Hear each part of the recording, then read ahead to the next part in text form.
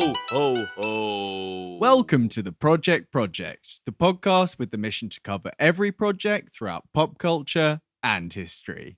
I'm Sam. And I'm Lewis. And this week we watched The Christmas Project. Yay, lucky us.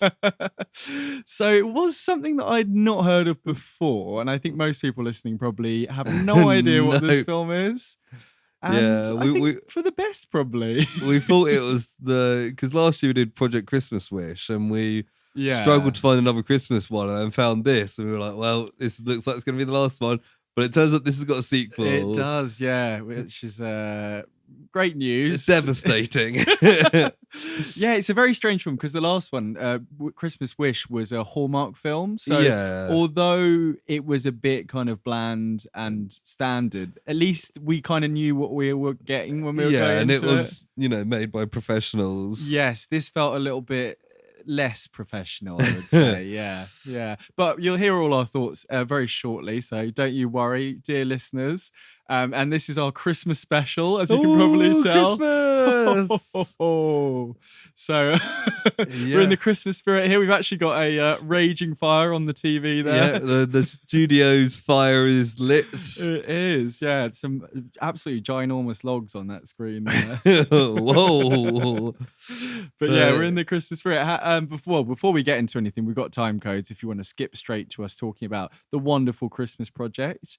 And we've also got some stuff to talk about in personal projects. Lewis, you said you had something you wanted to bring to the table. Yes, I watched the new Netflix Guillermo del Toro's Pinocchio. Oh, you did? I was going to watch that. Okay, I'll get around to it by next episode, I think. But nice. Yeah, we'll talk about that. I can't think of anything off the top of my head. By the time we get to personal projects, I'm sure I'll have something to talk about. But before we get to that, how are you today, Lewis? Yeah, pretty good. I've had the last 2 days off work, which is nice, but obviously I got home from work on that last day before and started feeling ill because that's how this stuff happens. That's the way it works, yeah. So feeling a bit ill, but apart from that, 2 days off is 2 days off. Yeah. Got a very busy day tomorrow. Yeah, catching up. Yeah.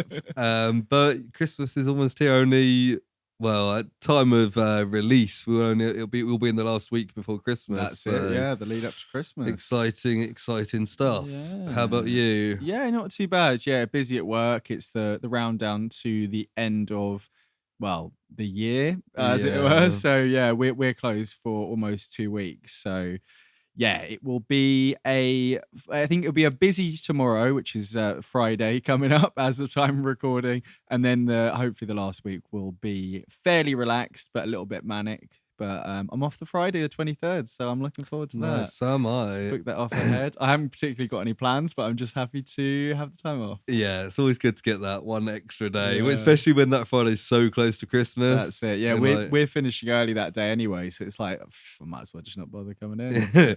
Yeah, fair enough. Yeah, but yeah, I'm good. Yeah, I'm in the Christmas spirit. Been watching a couple of Christmassy bits and pieces on TV and stuff. I'll try and figure one out for personal projects there. But before we talk about the wonderful film we've got a first Christmassy segment, don't we, Lewis? Is it Christmassy? Let's find out. Project news. So I've got 2 bits of project news. One you sent to me. I did earlier this week, or today. It was today. Which is technically earlier this week. Which is Ben Affleck wants to direct a DC project, confirms James Gunn, says they're trying to find the right project. Yeah. 2 projects in that headline. I know, it's double project news there, yeah. So it's got news that James Gunn is writing a new Superman film. Mm-hmm. Henry Cavill's not going to be Superman. Yeah. And Ben Affleck wants to direct a DC film. Obviously he's had mixed relations with DC. Yes. He was very keen to play Batman and then was bitterly disappointed with how that turned out. Yeah. But it's good to see that he still wants to be involved and hasn't given up on the thing completely. Based on the fact that you haven't mentioned any of the other massive DC news, I imagine you don't know any of the other announcements they made today. Such as... Okay, so as we've talked about, Peter Safran, is it, and James Gunn have taken over.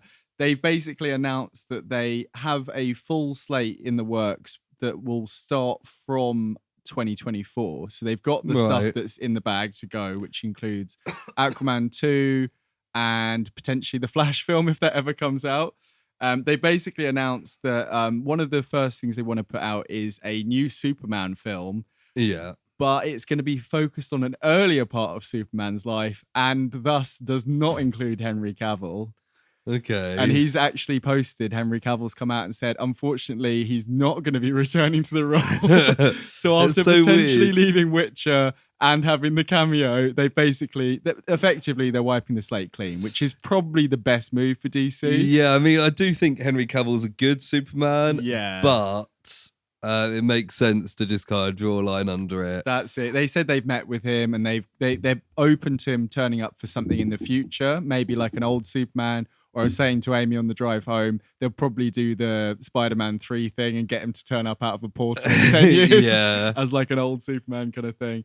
But yeah, they've been like answering questions on Twitter and somebody said, is Ben Affleck going to be involved? And they've been like, yeah, we'd love him to direct. Yeah, he's a good director and that. So yeah, it's an interesting term, but I think it does make sense. If you're starting a new thing, Kevin Feige style, you want to not be bogged down by all the stuff. Yeah, exactly. It could be interesting. And as we've always said, you know, if they make good films, excellent. Well, that's all we want. Yeah. The only thing I'm thinking is because James Gunn did Suicide Squad and Peacemaker, I don't know if he'll find a way to kind of wheedle some of those characters in because they're good receptions for the most part. Peacemaker, because it's kind of isolated, could potentially be carried over, but I still think, you know, if he's being purist about it and he doesn't want to upset people, you've kind of got to go with the whole thing. I guess as well, after Guardians of the Galaxy 3, James Gunn will move away from Marvel. Yeah, I think that's the idea. So he will be, I think he's got like a 10-year contract and they're going to just put out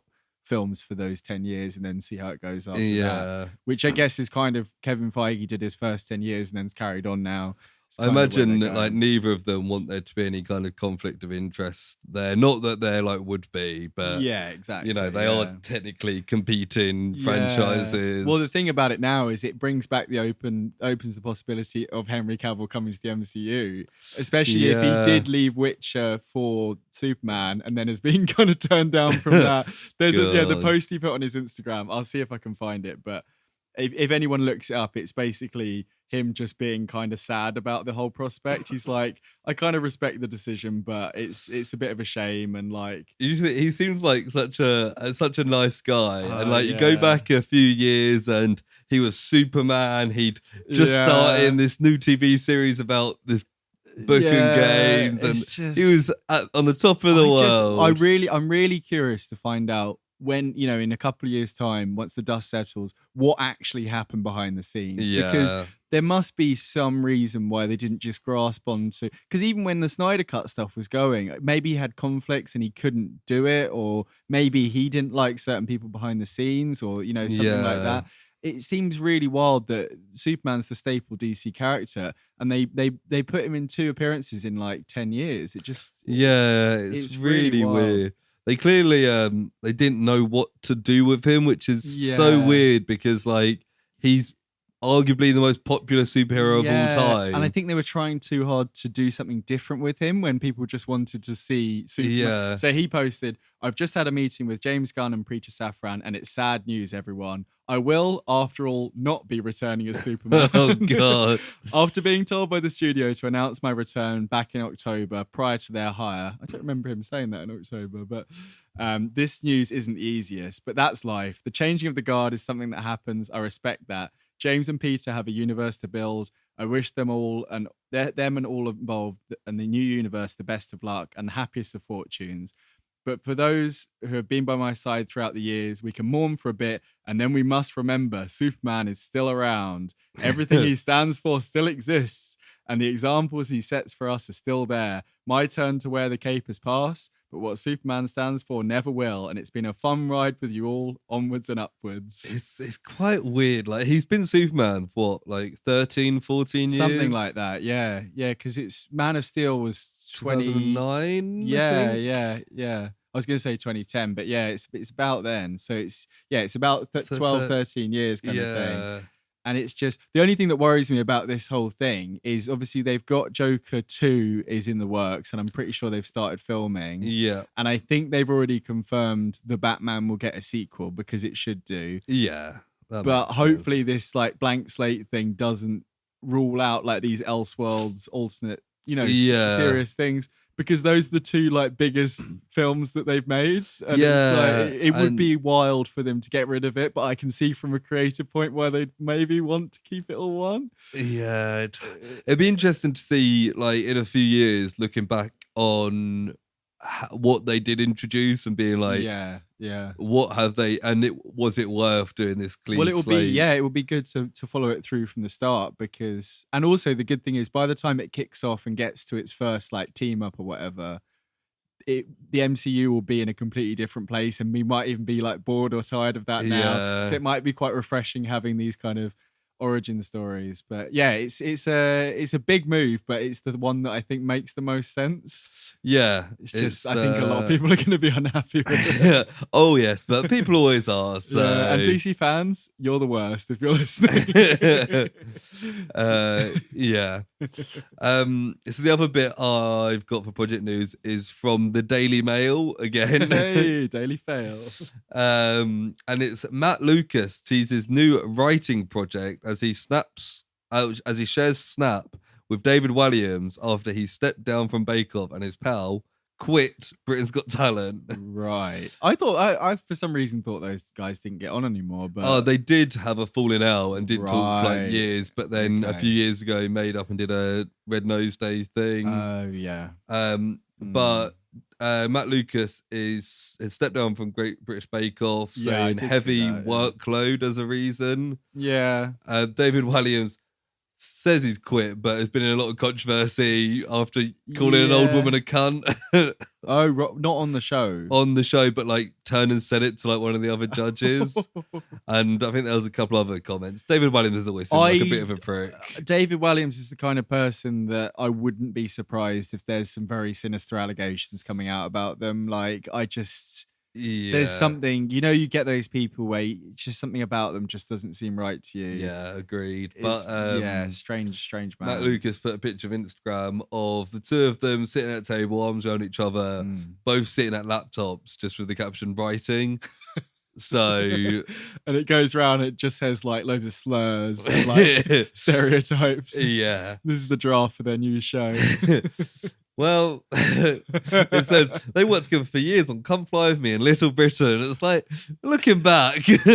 I mean, even Come Fly With Me, I remember, I didn't really watch any of it, but I remember seeing some of the clips and you're like, this was not that long ago. Yeah, it's like Little Britain had like, looking back, there's some really questionable stuff. But at the time, it wasn't as big of a deal. It didn't seem like it. No. But Come Fly With Me, it's like there's like an Indian guy who works at an airport and he's just like very stereotypical. Yeah. And like, of course, one of them plays like an African woman. Because it's funny if you're blacked up and also in drag. It's like there's just I from what I've seen of Matt Lucas on Bake Off, he seems he's still kind of weird and wacky, but he didn't seem quite as kind of annoying as he used to be. I think I've heard people saying, I saw a Reddit thread of like stories of celebrities and stuff. And of course, there's lots of James Corden in there. But there was stuff about Matt Lucas, and apparently he used to be a right twat.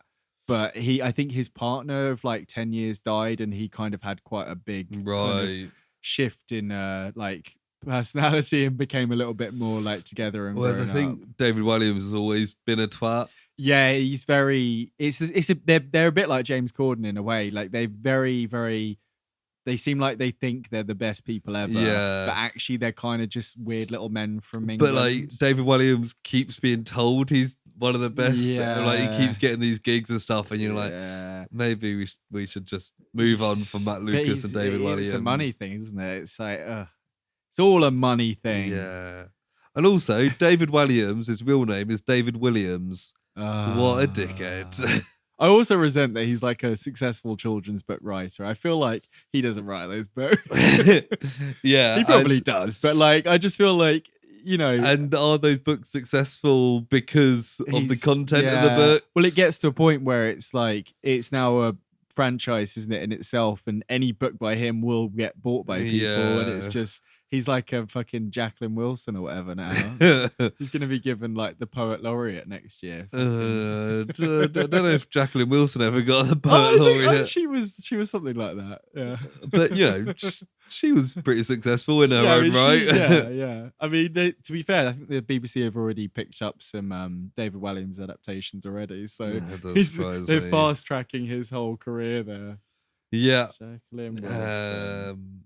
But yeah, that is project news for the week. Yes. So shall we get into the Christmas project from 2016? Yeah. Children's laureate she was. Children's laureate, there you go. So yeah, the Christmas project. Yeah.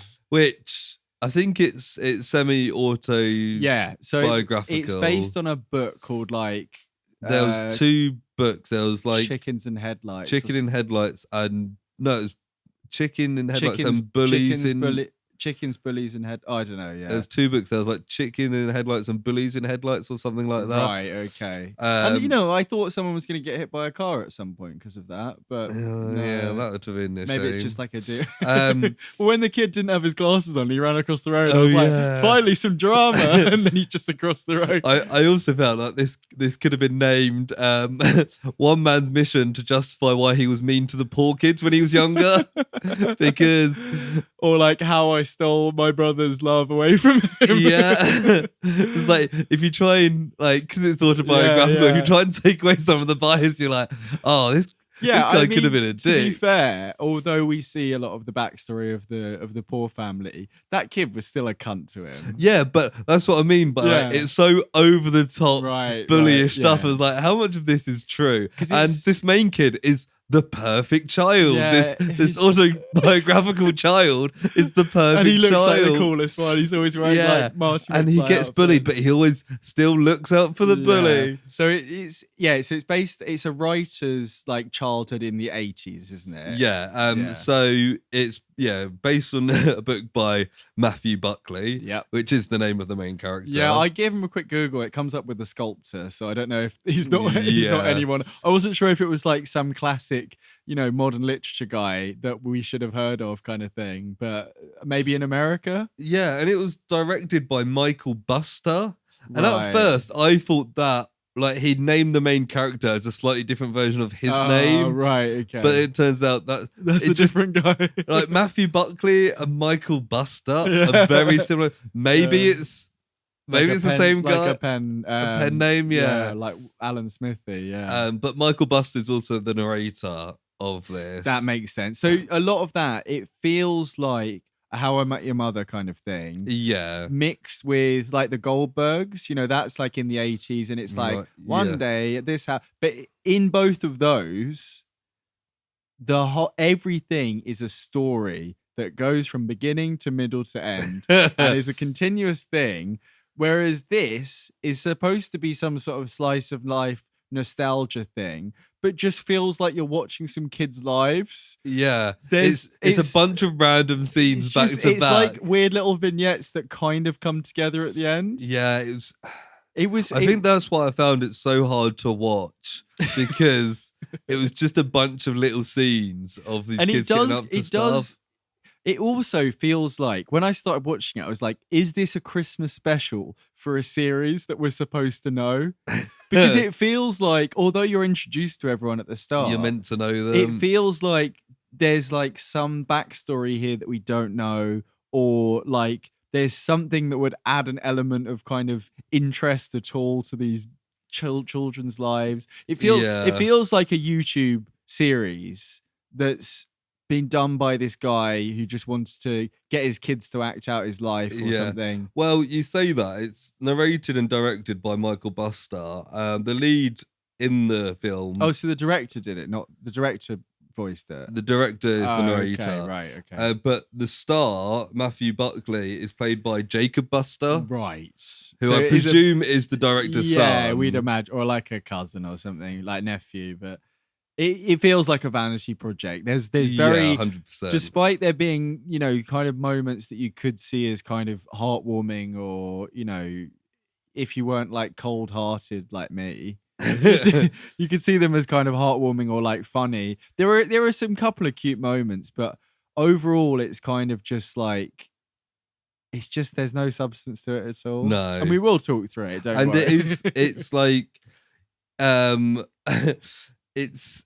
we say it's like autobiographical, and it's like this person has never had a critical thought of their past at all. It's like, I was the best. Everything I did was right. Yeah. Everyone that didn't like me was a dick. Yeah. And everyone I didn't like was a dick. And I was the perfect kid. And it's like, and that's how this main kid is shown. Yeah, and it's like his brother's a dick slight to turn him towards the end when he finds out that the other kids are poor, But- which is just like the doy. Literally, Yeah, like they're fucking, obviously. they live in a shack on the outside of town, and they're always Yeah. wearing like shit clothes. And like, but he spent the first hour explaining why he didn't like them. Yeah, And it's like, it's an hour and a half, this film, but it feels so long. I was saying to you earlier, Lewis, I almost watched it in 3 half-an-hour slots because I got half an hour in and I was like, I cannot watch any more of this. I was like, I'm wasting my own time watching this. yeah, And the acting is it's atrocious. fucking awful. Especially, I noticed the neighbor Juniper. Some of the deliveries.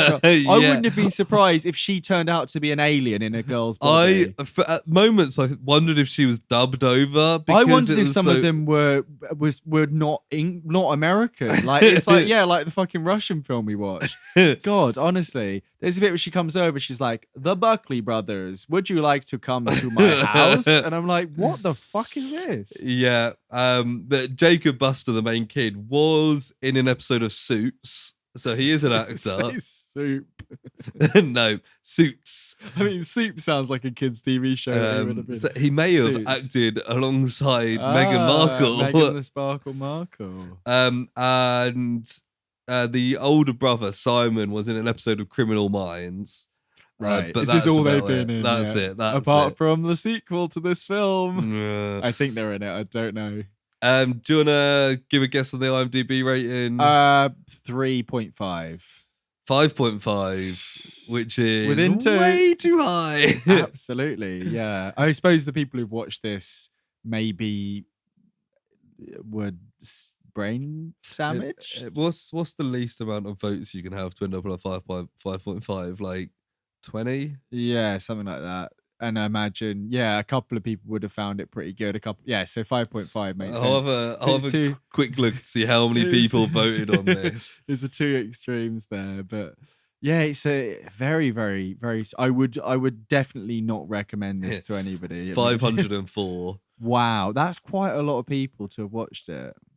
It's quite low for IMDb though. Yeah, but I'm still surprised. Like, I wouldn't have been surprised if only, I suppose, everyone who worked on this film, if they sent that to their friends and then they all voted honestly. And it still got 5.5. They're like, oh, you want to make it realistic, and they didn't realize how badly it was going to do. Yeah. So it starts with the narrator talking about, I remember the winter of 86. And you're like, oh, okay, here we go. And so we introduced these two boys, Matthew, the main kid, who is Matthew. He's not Matt, he's Matthew. They only ever say Matthew, which I thought was a bit weird. I thought there was a joke I missed there, but no. Okay. No. And his older brother Simon, and they're painting some sleds. Yeah.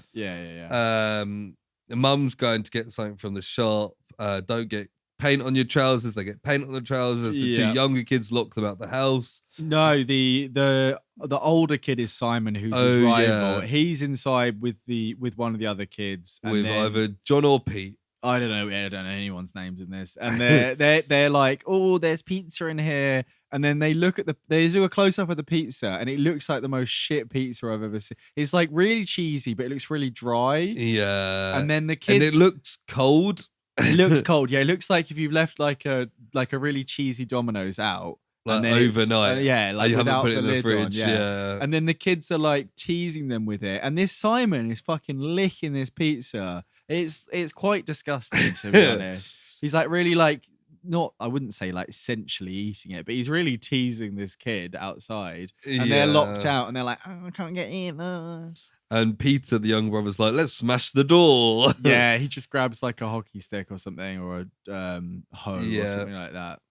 But the mailman arrives and they run over to see if he's delivered the Christmas catalogue. Yeah, there's this whole thing of like, whoever gets the catalogue first can order all the presents. I think they use the Christmas catalogue to write their Christmas list. Yeah. But whoever gets it first can pick out all the good things and then hide it. That's it, yeah. But like, it seems a bit silly. It's also at this point that I realised they're all brothers because they don't really look like each other. No, and they're all around the same age. Yeah. They're all pretty much I like think Simon is 10 supposed or to 11. be the oldest one. I think it goes Simon, Matthew, Peter, John. Do you think they're a religious family? Maybe. Almost, yeah. No, they're all, yeah. They are all, yeah. Well, I did see it. It was described as a Christian film, maybe on IMDb. Yeah, I was wondering if it was gonna. It was never really overly religious at all. I don't think they mention it. Too explicit. They don't mention church at any point. But moral wise, it feels like a bad children's Hallmark film. Yeah. Yeah. And they're all like licking the pizzas, and then their dad arrives and is like, "Hey, what's going on?" Yeah, because they're just about to smash the door. That's it, yeah. And he notices the paint on the new trousers, and he's like, and then the Simon comes out and he's taken his glasses off, and he's like, "It couldn't have been me. I can't see without my glasses. You know, I can't see without my glasses." And the dad's like, "That's it. We're getting chickens." Yeah. Okay. And it feels like that could have been a fun little intro if it was like slightly better, like edited and paced. And acted, yeah. There's a definite lack of something in this. I think something in the edit, and there's something that they could have maybe a little bit better, like musical stings and stuff. Maybe they should have, now and then had a second take on some of these scenes. I mean, a second write over of the script as well, which I guess maybe if Matthew Buckley was very involved, he didn't really want to change his book too much, and maybe this is exactly how he remembers his childhood. Maybe this reads if you're a man who was born in the mid 70s, and you read this book at Christmas, you'd probably be like, "Ah, yes, I remember 1986." But when it's translated to a modern film, yeah, and it's like the whole mid 80s thing didn't. That's not why it was weird, because like we get things like Stranger Things, which has kids in the 80s, and it's believable, and you're like, I didn't grow up in the 80s, but I can they see don't that, really understand lean into it, but they also don't like it doesn't matter when it's set in a lot of ways. No, but it's not. Yeah, it doesn't play on the nostalgia for someone who was born in that age either. No, all it is that like they don't have the internet. It's the only real difference. And they don't have phones. They can't they can't order online basically, and they can't like find out where each other are and stuff. But I get that there's not supposed to be any like particular peril or like drama, but I would have appreciated a bit of like a standard story structure in this. Yeah, I don't think, because it has a couple of moments like when the fort gets found and they're like, "Oh," but then that's just gone like straight away. Anyway, we'll move through it because otherwise we'll never. So he talks about he's born second, and he's been second ever since. He's never beaten his brother Simon. And he's got like a little notebook where he keeps track of a score between him and Simon, and it's like Matthew Neal, Simon 4,700 or something stupid like that. And that. it's like fucking like get a grip, Matthew. Get a grip, like, and also because we see loads of bits throughout where like the brother is really obviously like getting one over on him, and the mum's just like, "Oh, Simon, you're allergic to all these things. and you've got because glasses." This is an unreliable narrator. Well, it's just... but like not an intentional fun unreliable narrator way. As in somebody really misremembers their childhood. Yeah, I mean, I'd like to hear the side of the story from everyone else. But the mum is pregnant with Yeah. a 5th kid, and she's convinced it's going to be a girl. Yeah, she's quite heavily pregnant throughout this. She's probably like in her 8th, 9th month. I think maybe 9th. I think 9th month. Yeah. But she drops egg on the floor, and then they talk about how the dog is called Farting because it's funny for the mum to say farting. But it's farding with a D. Oh, is it? Yeah, I had subtitles on mine. Oh, okay. Yeah, because they say later that fard is a colour of blush and their mum likes pink. So they convinced her somehow through that. And it was too late. They say now, I think, it was too late before she realised that they'd called it farting, that he'd already responded to that name kind of thing. Right. There's lots of egg stuff. So from that first scene, we must skip a little bit because now they've got chickens and so maybe it was like November and now it's early December, which is weird. I don't really know. It kind of skips all the way up to Christmas Eve in this, doesn't it? Yeah. We don't really get a time. That's another thing. Maybe put in like, it's December the 1st. It would give us a bit of structure rather than just meandering through this kind of monotony. Yeah, but they're having like dinner or something. Yeah. And Matthew's been asked. When she drops when the egg drops, she gets a mop and just starts mashing the egg into the ground. That's not how you. And then you see from a long perspective, she just keeps working that egg into the ground, and she's chatting away to the kids, and then she just puts the mop away. Yeah, and I'm like, That's not how you clear up an egg. That's not how you clear up. It's a whole egg smashed. A dog started eating it, and she just mushes it into the ground. Yeah, I know she's like pregnant, but come on, maybe one of the kids could have helped her. But yeah, she's asked Matthew to make sure that he boils eggs because it's an egg and spoon race at the school that night.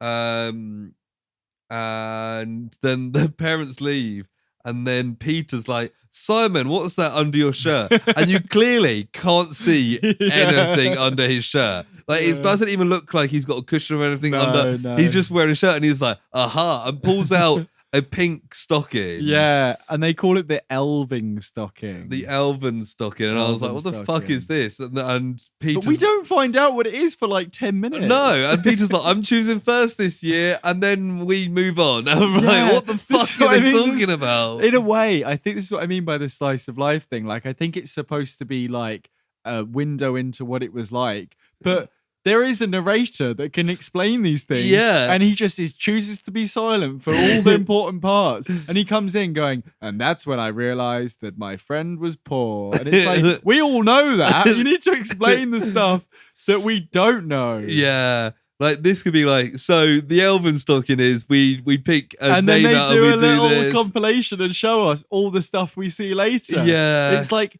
it's literally like they filmed it. Like you say, they had the budget to do one take for each thing. And they also filmed it chronologically and then didn't edit it. They just, it's like a kid's film, like made by kids. Yeah. But anyway, the school bus arrives. They're like, the bus driver's really crazy. He was in Vietnam. Yeah. It's like, okay. And also, none of the kids that get on the bus it's because they're poor. They're not dressed for the snow. They're all wearing like hoodies and stuff. And I'm like, why are they not like... I always find American school buses really weird as well. Like, do they just go to everybody's house? I think when you sign up for the school, if you want to get the bus, you put your name down. And if you're in the route, they just pick you up. So like, surely that route takes ages, and like I'm pretty sure American school day starts a lot earlier than ours. Maybe, yeah. So they might have to get up pretty early. And then that route, and they say that the poor kids live on the outside of town, and they get picked up like last for some reason. Yeah, so that route must take ages, and also everyone knows where you live. Yeah, I imagine that they do like centralized stops for a road, Yeah. So like they'd stop a couple of times along a road rather than like at everyone's house. But yeah, I guess it's a small town thing. Because I mean, like for us, I don't know about you, but for me, when I got the bus, there was a couple of buses that were mostly for school, but generally it just get on one of the normal buses that goes that and route. you get like a bus pass. Yeah, and like sometimes there'd be like adults and members of the public who also get in the bus. Yeah, and that's the worst now as an adult. Oh, when you get on one of the fucking buses kids get on. It's awful. Yeah, but no, I when I first started getting the bus to school in year 7, we had a bus like this, like one that would take you, not like a big yellow bus, but it would stop at designated bus stops, but then only kids would get on. But it was like a coach, so it was like a different bus. Yeah, they had private hired a coach, but then they stopped that after like 6 months because it must have been too expensive. We had one that was like, it was like the Brighton Bus Company. Yeah. I think it was numbered like 75 or something. That would go from. You can find out where Lewis lived. It'd go from like a couple of the schools in that area and went across to a couple of other areas in Brighton. So it'd be like a normal bus route. It just only ran at certain times. That's what most of them are. Yes. There'll be one normally. It'd be one in the morning, one in the afternoon. Yeah. That's what most of them are. And then they wait outside the school at a bus stop. Yeah. For like 20 minutes or whatever. But yeah, it wasn't stop off at your house. No, but that is a very American thing, or American TV thing anyway, because then it's convenient. Yeah, I don't know. It's always hard to tell how much we see on TV is accurate. They say that the bus driver is like, when they say he's Vietnam, they're like, he's like a drill sergeant kind of guy. Yeah, and he's really insistent that everyone has to sit on the first seat available. Which I guess makes sense. I guess it's like, if it's crowded and everyone's... And the reason that they make a fuss is because it means that the bully kids from the poor family always have to sit near them. I think that's the point, isn't it? Yeah. But yeah, they pick up other kids and you can tell when they get on the bus that they're bullies. Yes. It's a family of bullies. They all look a little bit like edgy. Yeah. Like a little bit like trailer trash outfits, like I say, not really ready for school. I think the bully kid is like a bit lanky. We find out later he's got like a switchblade on him. Yeah. But he never uses that because it's not that kind of thing. He's got 2 sisters that clearly like listen to Metallica. Yeah. The ages of these kids, like you said earlier, a lot of these kids are in the same class and there's no reason they should be. No. There's no reason. I think they say that the main bully kid, Finn, was held back a year. Right. But apart from that, that's always the case. That's another thing I find weird about American schools is that you can literally fail a year and have to stay back and do it again. You can have that. It's more if you've got like extra additional needs or extra. But like it happened to like Bart Simpson, didn't it? Yeah. And all of the bullies in his school are all like 35.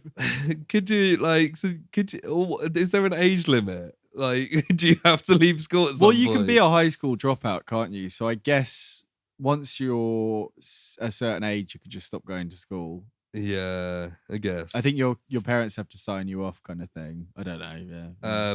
Yeah. Matthew says like never make eye contact with Finn. Yes. And that's the way to get it. And then he does something. No, Simon.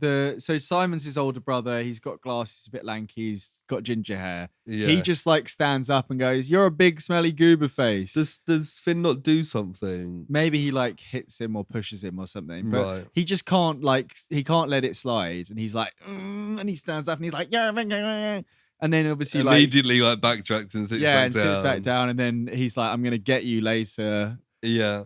He's like, he's like, oh, and 6 hours later we're finally released, and it's like, you're a grown man. Yeah, it's like it was written at the time, isn't it? I guess maybe that's the point, but the whole point of having the adult version do the retrospective is that they've learned, and they're like, it's like Ted's always like, back then I thought I was the coolest guy ever, and little did I know I was a big old twat. Simon got beaten up. But the younger kid as well, Peter's made an angel and it's shit. Does he have that angel throughout the whole thing? For a while, yeah. Oh, right, okay. So I only noticed it later when they draw attention to it. But yeah, Simon's beaten up. Matthew punches Finn. Yeah, and then Finn goes to punch Matthew, and the driver like catches his fist. The bus driver's just there, and he goes, "You can't shake hands with a clenched fist. Remember that." The bus driver is supposed to be like this wise, like African American veteran guy. He just comes across as like a weird stereotype that I don't really know. He really does. He's just like a weird guru who just gives him advice. He almost reminds me in a way of Morgan Freeman's character in Shawshank Redemption. Yeah, I can see that. Yeah. And then the teacher, Mrs. Honeywell or something, she comes out and she's like, "Oh, Finn, are you okay?" And then they're like, "What? I don't know. I don't understand why the teacher was so nice to Finn all the time." And it's like, well, yeah, I mean, he is being a twat, but also there's clearly something going on here. Like I thought it was going to be sadder than it was. Like I thought it was going to be like someone died or like is being abused or something like that. Like, do you think that you should know every detail about every kid at your school so you know exactly why teachers treat them the way they do? Like, no, clearly not. Yeah, certain like kids do need to be treated differently by teachers. Like, that's just the fact of the matter. I guess it's the 80s. He doesn't really know what's going on. But they get home. They say, "Don't tell the parents they got beaten up." But importantly, there's still no Christmas catalogue. Right, yeah. Every fucking day they come back and there's nothing. So, yeah, maybe it takes place over like 3 weeks. It's kind of unclear. Yeah. But then some neighbours move in across the road, and this girl steps off and does the whole hair flicky thing with the music. Like, she's got very kind of puffy 80s blonde hair. And she sees the three boys like watching her from the garden. Yeah, because that's normal behavior.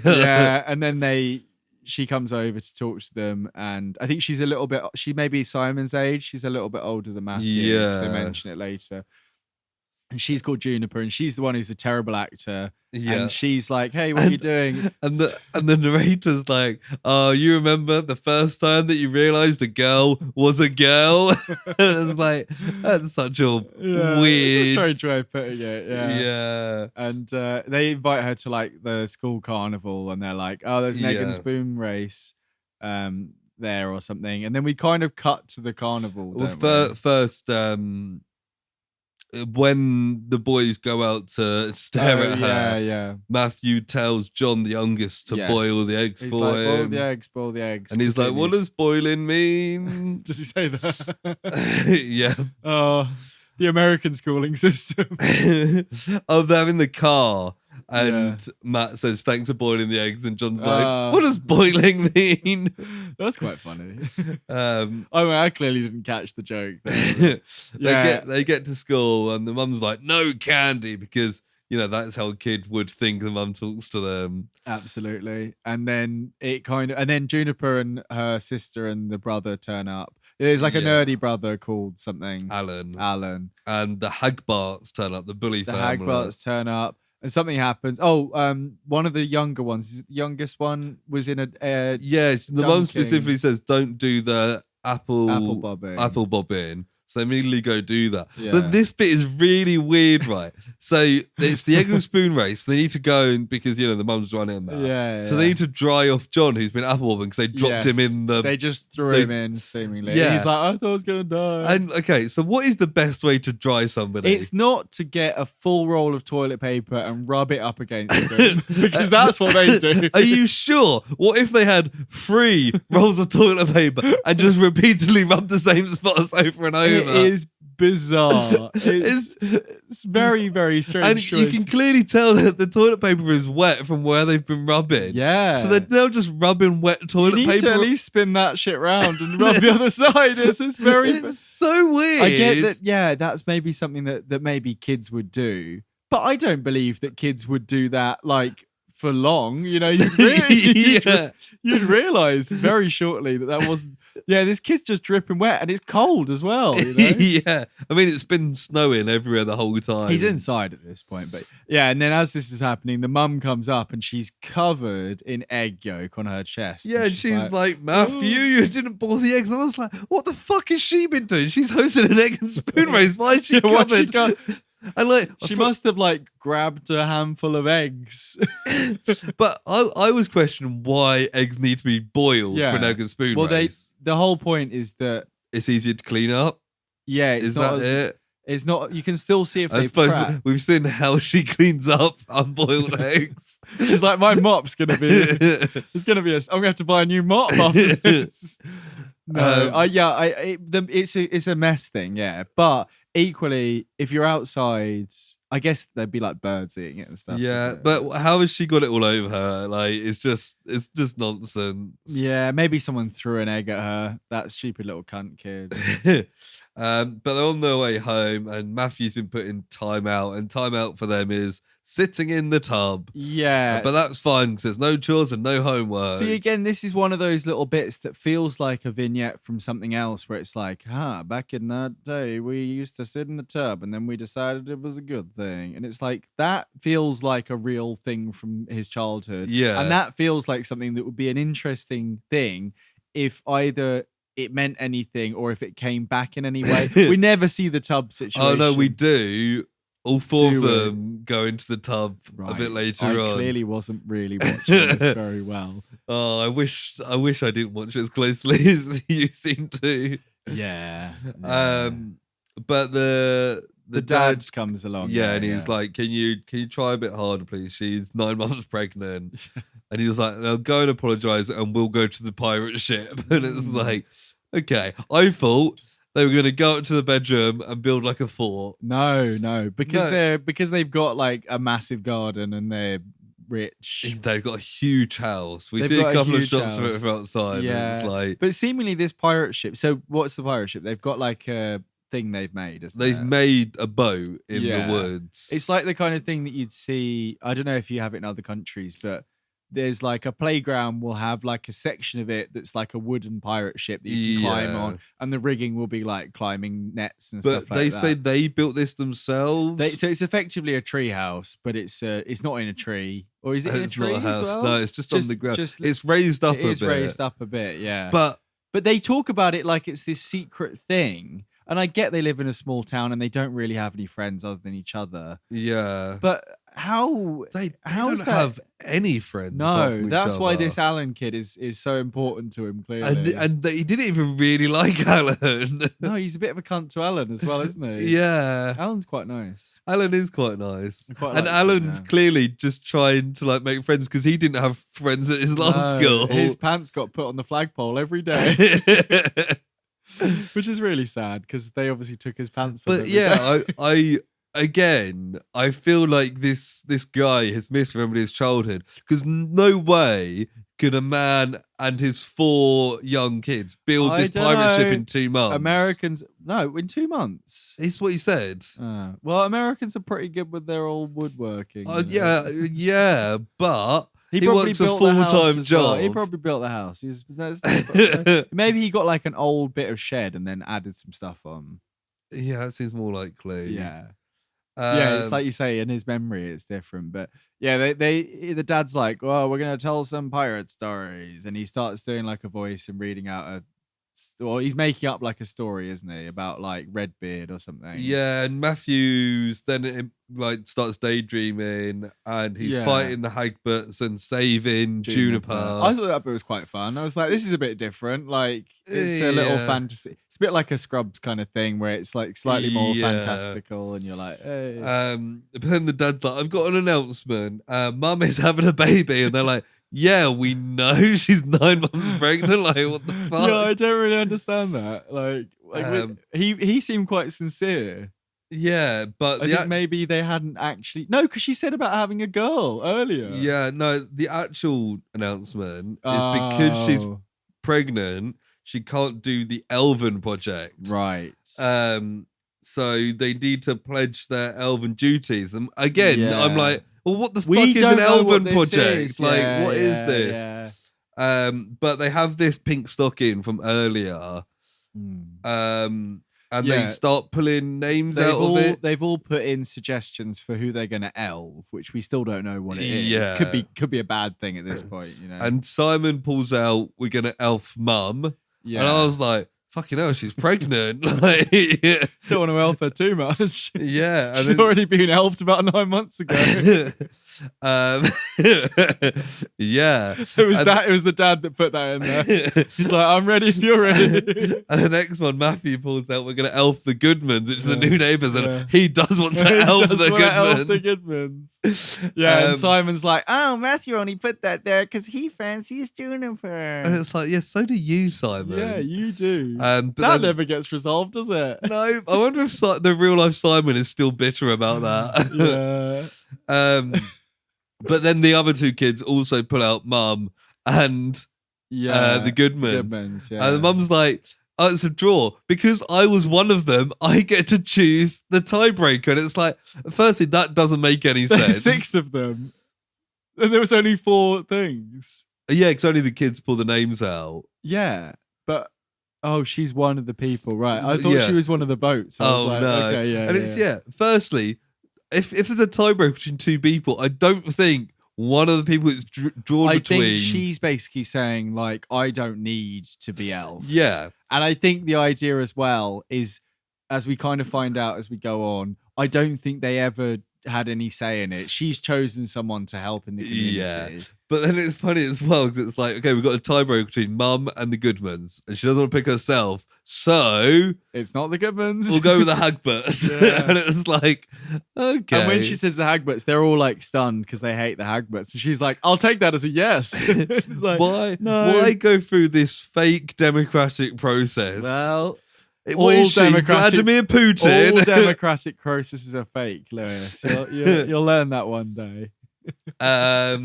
And then there's a joke up the dad saying, yeah, this is where it's like, it's 1986. The Coke are bringing out new Coke. And it's like, okay, we get it. And like, but that's the only reference. Yeah, maybe. I swear, people who grew up in the 80s in America have never stopped talking about New Coke being in the mid 80s. Yeah, I think it was quite a big publicity thing, though, wasn't it? Yeah, but like, get over it. Because for anyone who for fuck's sake, get over it. It was 40 years ago. Anyone who who doesn't know what it is, as far as I remember, being there back in the day. No, they released an improved flavor of Coca-Cola called New Coke. New Coke, which in itself screams of kind of publicity there, doesn't it? And it didn't go down very well. And I think they'd removed original Coke when New Coke came out. Yeah. So you couldn't get New Coke, and it was something like a year or 6 months or something. And then they brought back original Coke, and sales went through the roof. Yeah. And it was like, that was a great tactical move by Coke there. No one can ever do that ever again now, because people would see right through it. But yeah. they do new and improved recipes all the time. And they have different variants of Coke. Yeah. But yeah, people who grew up in the 80s, move on. It happened. You got done by an advertising campaign. You got done, mate. You got absolutely murked. They still haven't told us what elving is still at this. Oh no, there's the photo in the newspaper. Yeah, it's photo in the newspaper of John, and they're like, John's local boy. And then he's wet with an apple in his mouth. So then the mum tells off Simon, and he's gonna miss the first night of elving. Yeah, and it's like, God, he's gonna get some blue balls from that. But they go out. Literally fuck the poor family. They go out. It's their first night of elving. We don't know how many nights of elving. No. Or anything. Well, they say later that they skip nights so that it's not obvious when it's happening. Yeah, but it's clear that they do this every year. So maybe this is like the fortnight before. Like maybe this is the 12 days of Christmas. That would probably make sense, wouldn't it? But again, you'd think with like all the school stuff they're doing, they're in school every fucking day. I don't think we get any weekends in this. No. You would think the teacher would be like, okay, 5 days to Christmas or whatever. Do you know what I mean? There's no... Maybe it's supposed to be this weird, timeless childhood world. Yeah. But it's so unclear and so lackluster. Makes it hard to follow. It makes it really fucking hard to follow. But they get to the Hagberts and they drop some gifts there. Yeah, it's like cookies is the main thing. A lot of it seems to be cookies that they drop off. Yeah, and they knock on the door and run away, and then they're like... Yeah, and then watch them come out, and they're like, "That is the first night of elving." It's basically like a Secret Santa thing, isn't it? Yeah. It is. Part of me was like, so I imagine in this small town, most of the adults are aware that this family does this each year for Christmas because Potential. Well, the way they talk about it is as if nobody knows. I think the kids probably think they that, have to make a pledge in that. Because I think some families would be a little bit resistant to being given like. That's what I was like. Imagine if one year this family pick your family. It's like, okay, that's what you think. You think we're poor and can't afford snacks. Yeah, I mean, with these guys, it does make. We don't really know. Maybe it's basically fucking Project Christmas Wish, isn't it? I've just realised. Oh shit! It is because she's like, we're gonna make one person's wish come. Oh no, is it loads of people's wishes? It's just one, isn't it? They do one. She's focusing on one person who's unlucky. Yeah. God, I've watched the same fucking film 2 years in a row, Lewis. God, it's almost as if Project and Christmas doesn't give you a wide range of topics to do. Well, we'll call it there, shall we? Yeah, just listen to last year's episode, Project Christmas. There's a whole bit where we talk about what pizzas we like best, and that was the clip I chose because the rest of the episode was boring. No, I mean it was really good. The film was boring. Yeah, and the discussion was highly entertaining. We've got about half this film left, maybe more. A bit more, I think. But yeah, it's the next day. Matthew's looking around the house for the catalogue. Yeah. Mailman says it's not arrived yet. He goes on a dog walk with Juniper. Yeah. Yeah, I've made a typo there. Yeah. What was the typo? Juniper coax to chat. Wow. And I was like, whoa. Maybe that's not snow. Well, they did talk about new Coke there, didn't they? But he takes Juniper to the pirate ship. Yeah, he doesn't really resist it. I think they end up walking up to it by mistake because he's dog walking and he's just doing his route. She's like, "Can we go in?" And he's like, "No." But also the Hagberts have followed them. Yeah, do we see them following? We see them in the background a bit, but they live on the other side of town, don't they? I think they live on the outskirts of town, and then they live in the posh bit, which is probably also on the outskirts, but in like a nice bit of the outskirts. I wonder, was it in the real life version of this? Was it the Hagberts that did what they do to the pirate ship, or did Matthew just blame the Hagberts because he didn't like them? Well, yeah, we don't know who did it because it never comes up. But he like blames them. Yeah. But then again, that just gets brushed over in the next bit. Yeah, everything gets brushed over immediately, and this stuff happens, and they're like, and then they move on like straight away. But basically, they're sitting in the pirate ship, and it's a bit awkward, and they talk about what they want to be, and he says he wants to be a writer, she wants to be a lawyer, and then he obviously becomes a writer. Good and then he's like, shame he didn't pick something he was good at. Yeah. It's like, you can't tell anyone. And then he's like, the dog's like eating cookies or candy cane. And he's like, stop farting. And she's like, I didn't fart. And then he explains it and she thinks it's funny, even though it's a very boyish joke. And he's like, oh, she's the girl for me.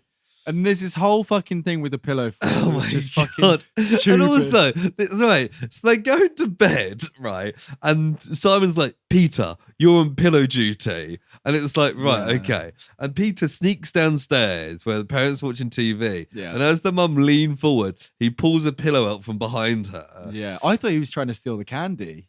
Yeah, because she's eating candy. But no, he wasn't. No, he steals this single like 1 foot by 1 foot pillow. It's a Christmas pillow as well. Yeah. And goes back upstairs. And it's because John sleeps really heavily and they can push him off his bed.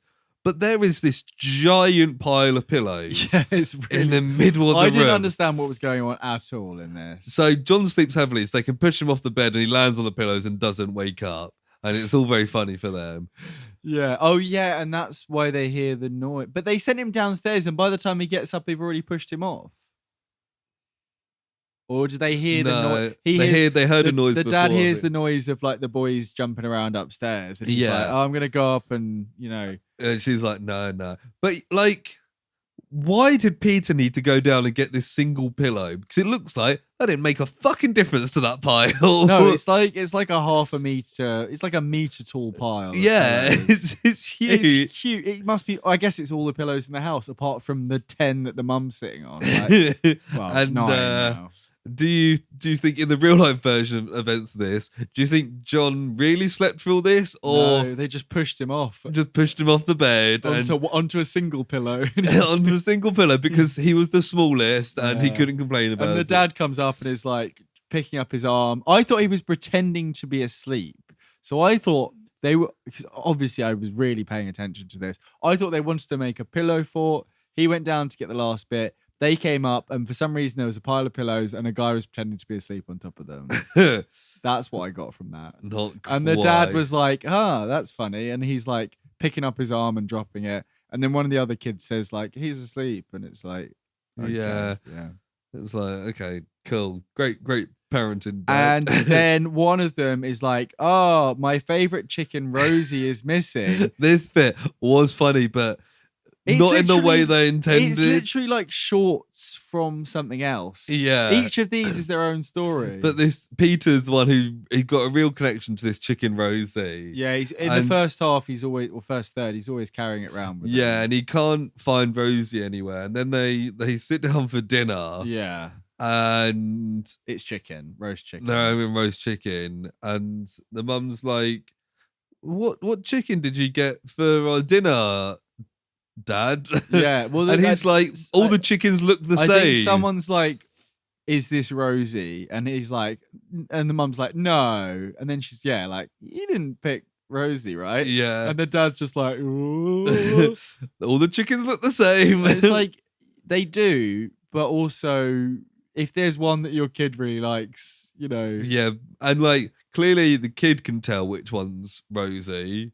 Yeah. And he carries around Rosie all day. So maybe just like wait for a moment when one of the many, many hours in the day where the kid's carrying Rosie, go get a chicken then. Yeah. But the kids get all upset because the chicken, and then they refuse to eat the chicken. They're like, we ate everything else apart from the chicken. And then they bury the chicken in the fully roasted, rather tasty looking chicken. And she also they say, and Mum's favourite platter was buried too, so they just kept it on the platter.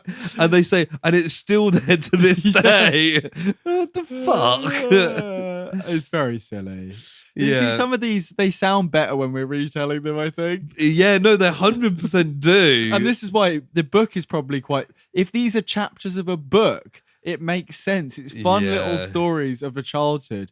It's absolute horseshit when you watch it. And then there was that time that Dad cooked the chicken. Oh, and then there was that time where this happened. Oh. Or have the guy, like, bookend them a bit better, Yeah. The voiceover guy needs to be like exactly what you just said. It's like he just comes in at random times and is like, hey, I'm back from the shops and now here's this. And it's weird because he's the fucking director to this film. So it's a fucking travesty. Yeah. Anyway. Yeah. They go back to the ship and they see that it's been plundered. Their treasure's been stolen and it's been toilet papered and painted.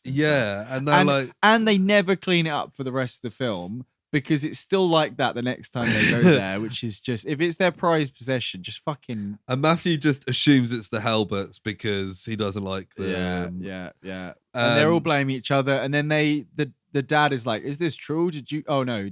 They say, how would the Halberts know that it's there?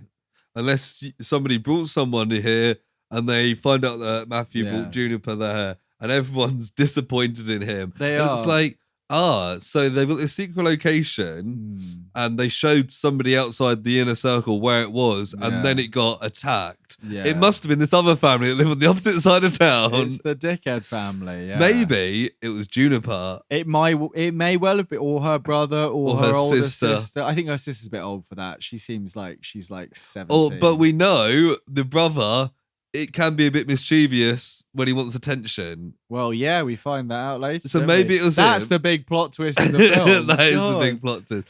I reckon Alan fucking looted this pirate ship. Yeah, well, Matthew then turns the blame back on the dad by saying, you killed the chicken, Rosie. And he's like, oh. He's like, Mum used this tactic all the time. And I'm like, don't think that worked quite as well as you remember, probably. No. But they all get grounded, and this is where you get all four of them sitting in the tub. I see. Okay, yeah. And why do they get grounded? For not eating chicken? For arguing. Or for blaming the dad for something? Yeah, maybe. Talking back to the dad. They find out the catalogue's still not there again. Yeah, and then they're in the car and they're singing and they're going to get a Christmas tree. Yeah, they normally go to somewhere called Jay's or a guy's house called Yeah, Jay. but they're trying something different this year. Yeah. And they end up at the Hagbert's house. Hagbert's house. Like, if you think about it, their mum is really nice to the Hagberts. Like, she's clearly seen this family who are struggling. Yeah. And we find out the reasons why later on, and has really gone out of her way as a heavily pregnant woman to make their Christmas better. Yeah. And the whole time, the kids are just like, oh, but I don't like them. Pretty much, yeah. They're very kind of silly kids. Yeah, but the Very Hagberts silly. have got shit trees, Christmas trees, it seems. Yeah, I guess because they live in a bit of a foresty area, they're just like cut down the trees nearby and they're selling them. But they're kind of patchy and shitty ones. But they see that Finn, the main bully kid, has stolen Matthew's sled. Right, yeah. So that must have happened Earlier in the film. maybe when from the fort, maybe? From the Yeah, tree. Maybe that was maybe. stuff that got plundered. And he calls the angel thing from before ugly. Yeah, he's like, that thing's ugly as sin. And it is. It is. It's fucking ugly. Yeah, when we see it later. So then he like drops it on the floor. It's literally like a cardboard bit of like toilet roll with a like ping pong ball stuck on the top. Yeah, and then like some shit wings and a bit of like glue on it. But Matthew and Finn have a fight, and then Mum gives Finn some money. I was like, I want that tree, and he tries to like give her some change. Well, he's like, this is way too much, and she's like, no, it's fine. And it's like fine. that's the kind of charity that people don't want, where you just give them loads of money. Yeah, because he does give her back some change. I think maybe not as much. Yeah, as because she maybe he's not as bad of a kid as Matthew constantly makes out. Yeah, that too. Yeah. And Matthew started that fight. What's the? I've got a bit. Alan grabs her hair. Is it Simon? There's a bit where Simon's talking to Juniper. I think I've skipped ahead a bit. I started. So So I stopped watching at the Christmas tree bit 2 nights ago, and then I started watching from here on about an hour and a half ago. I watched this all today, unfortunately. There's a bit where Simon is being a bit close with Juniper. Yeah, so they decorate the tree and they glue the angel back together and stick on the top, and then on the school bus. Yeah, Juniper and Simon are like flirting.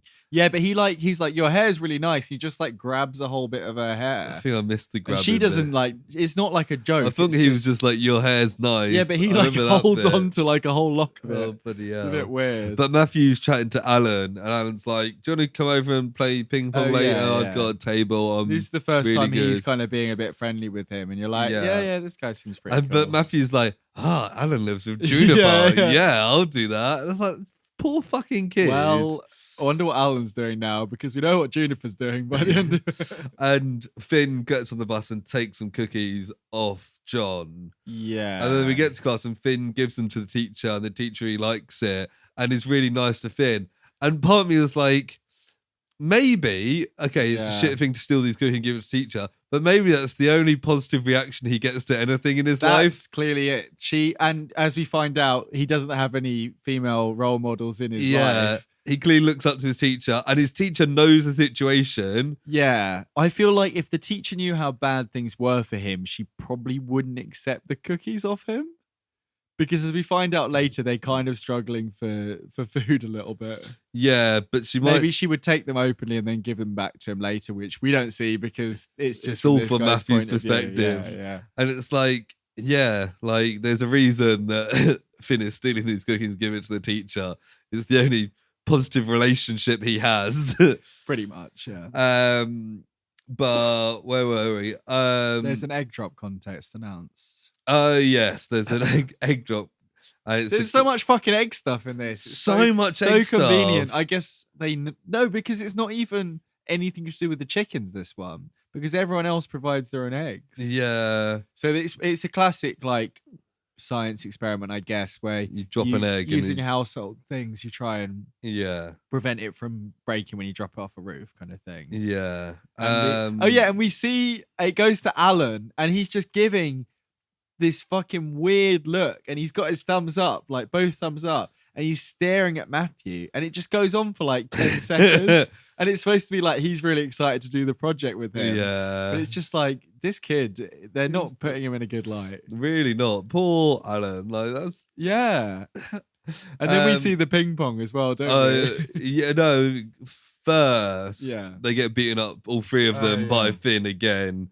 They get home, the catalogue's still not there. Right. But the Buckleys never snitch. I yeah. feel like that's a bad message. Like, if somebody's a dick, they should get punished for it. Well, yeah, this is the whole thing. If they don't snitch, then the whole lie of this, if this guy is a bad guy, Finn, he's just going to keep getting away with it. Yeah. And then they're going to try and beat him up. Then they're going to get in trouble. And then he probably will snitch on them because he's, like, he wants to. Like, this is how civilized countries work. If someone does something wrong, they get punished for it. Yeah, I think it's probably something they started between each other, where it's like, but then they do snitch on each other, don't they? I feel like they do, but maybe I'm misremembering. The first scene. Yeah, he's like, first scene, they're like, they looked as hell. They were hitting my sled. They got paint on my trousers. You know when he gets the paint in his trousers, he like wipes a load of it on the door frame. The door. And I thought that was going to be like a move, like, oh, it came off the door or something, but it's just causing extra damage there. Ping pong at Alan's house. Yeah. And Matthew's like, I think Simon stole the catalogue. They're playing ping pong, and Alan's like, I'm really good, but turns out he's shit. He's good like the first hit that he does. Yeah. And then after that, he's absolutely shit. And he keeps making excuses. And at one point he's like, you've got my paddle. They swap over. I thought that bit was quite realistic for like a little kid's thing. And it was quite like a cute-ish moment where he's kind of just beating him, and he's still quite positive. And as we find out, he doesn't really have any friends ever. So I guess he's just happy to have someone to play ping pong with. But Simon's talking to the mum. And because his glasses his lens got popped out when he got beaten up. And she tells him that she reckons Matthew's got a crush on Juniper. Yeah. And he runs over there without his glasses. He says, can I get contacts for Christmas? And she's like, no, the doctor said those wouldn't work for you. It's like, that is a parent lie right there. Yeah. But yeah, he runs across the road without his glasses. And this is where I thought he was going to get hit by a car. But he's like sitting with Juniper. And then Monica, the older sister, brings some cookies. Yeah. And she's like, chew fast and don't and swig milk with it. And because they say that she doesn't agree with sugar, so they're without sugar. But you can have cookies without sugar. Yeah, you could have it'd be like more like a crackery, like savory. Is it because Americans have so much sugar in everything that are not used to anything without sugar? I think they say she made up the recipe as well. So I think, okay, so they're just shit cookies. I think they are bad, but there's a lot of cookies in this. I know Christmas and cookies go together in America, but there's like 4 more instances of cookies in this film, and we've already had like 3 lots of cookies. But this bit was fucking boring. Matthew wins 21-1 in ping pong. And then they go and join Simon and Juniper. Yeah, they're playing some sort of board game, and I guess the whole time Simon can't see, so maybe he's supposed to be losing at the game or something, but they don't emphasize that at all. And Matthew eats one of the cookies, and then Simon runs off to like throw up. Yeah, he's got like a bad stomach from them. Yeah, and earlier in the film, because he's having it with milk. Oh, they said he was lactose intolerant. Yeah, but Matthew said he made that up so that he could have the orange juice while the rest of them had to drink milk. Yeah, because he was like, he couldn't drink milk before lactose intolerant was a thing. Yeah. It's like, no, he clearly And is. then later in the film, he drinks milk and has to run and throw up, and none of the rest of them do. So that's another reason it's like, why the narrator is very flawed. It's like the guy who wrote this always had this theory that he was faking the lactose intolerance. That's why he got the orange juice. But then also had the theory that he went and threw up because of the cookies, and never put 2 and 2 together. That was the only time he drank milk. Yeah, they could have put Anyway, Monica gets a call and she just goes, Monica. And I'm like, well, you probably need to say more than that when you answer the phone. The baby's coming from the mum next door, their mum. And so she's going to babysit them. And after a while, the mum comes back and she doesn't have a baby. And she says this whole thing about like, can you smell garlic on me? Yeah. She's got this like theory that if you eat a load of garlic when you're pregnant and it doesn't make you smell, then you're having a girl. And Matthew's just like, okay. And then they feel the baby moving. Yeah, and it's like a heartfelt moment. Yeah, but anyway, they're now back on the bus and they've created their little egg. Oh, yeah. Monica has helped. Oh, yeah. And right, this bit confused me a little. Again, with the whole British versus American cultural differences. Right. Because she sees like a vegetable on the side and has an idea. Yeah. And he turns up and it's got tape around it. I was convinced for quite a while that is what Americans call an eggplant. Right. And they were doing like a joke there. Yeah, they're like, oh, it's technically an egg. Because like I know they call something an eggplant and I'm not sure what. No, it's an aubergine. It's an aubergine. Yeah. No, that's like a squash. It's a squash. It's a butternut squash, I think it was. Yeah. But for ages I was like, oh, it's because that's an eggplant. What they've done is they've cut it open, put the egg inside it, and then taped it back up. Yeah. And it's a good idea. It's a bit of a cheating idea, I think, really, because I suppose it's a household item. It depends what the rules are. Yeah. But also...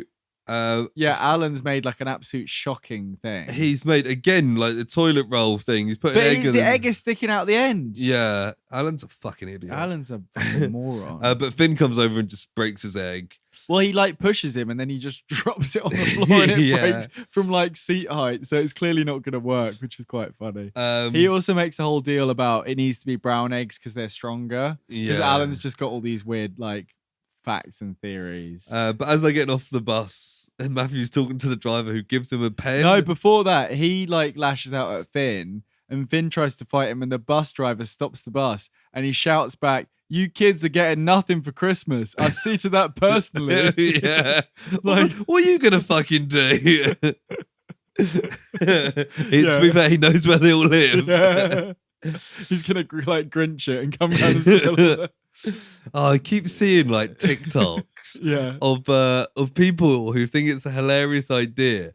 Like there's a couple of different versions, but what the first one I saw was like some kids have been naughty. Yeah. There's literally a group of kids who are like 4 and 5 and there's a knock on the door and it's somebody dressed up as the Grinch and they come in, run over to their Christmas tree and just start grabbing presents and run out and the parents are like, it's because you were naughty and these kids are like crying and screaming and the Grinch just runs out the front door with these presents under his arms. I was like, what the fuck? Like that is a wild thing. What a way to like traumatize your kids. There's so with like TikTok and like it's been the same with YouTube and stuff.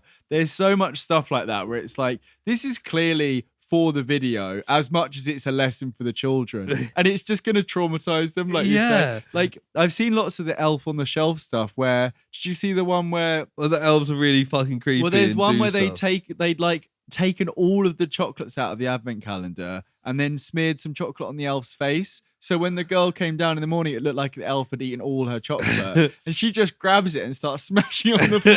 It was like, that kid has some issues. But also, you're now going to have to buy more advent calendars for your child. Like, it didn't even say like, oh, Susie's done something wrong. So she's going to, you just see it happen. And the dad's just like, oh, so you see what the elf's done here? It's like you're just winding your kids up for no. That's not why you have kids. I mean, it's probably a fun, side bonus of having kids. But it's just these like God, those kids are gonna hate their parents when they grow up. Especially if there's a fucking viral video of it as well. Yeah, unnecessary. I always felt that about. Do you remember the guy who dressed up as Batman and would like do videos with his like wife and kids? Bat Dad, yeah. And you could see after a while that his kids were fucking sick of it. Yeah. And he'd always just appear in their room and be like, Bat Dad here, my son's doing homework. And he's just like, fuck off. Like, it probably got to the point where like they were much too old for it. I think I read somewhere. I was going to say, I feel like something weird happened with that guy. I think he him and the mum got divorced or something. Reason for divorce: too much Bat Dad. Like, yeah, they have the court here. It's like, Yeah, why when you do- search Bat Dad, it comes up with Bat Dad divorce. I'm like, I'm not fucking surprised. Like, Yeah, what happened to Jem Wilson after Bat Dad divorce? he was posting videos like every fucking day. Yeah, and the video's relatable aspect made them an internet sensation. She was an integral part of the videos. It therefore came as no surprise that fans were heartbroken after she and her husband split. Well, yeah, that's what you get for being a fucking like dick for Let's have a internet look. views. Yeah, 2019, she wasn't in the videos anymore. Oh, these poor kids as well. Yeah. Oh, no longer together. Separation was amicable, and the two are co-parenting their four children. The vision of the divorce. Blah, blah, blah. Anyway, yeah. Most fans speculate that Jen has ultimately got tired of his antics. This is, however, not a proven fact.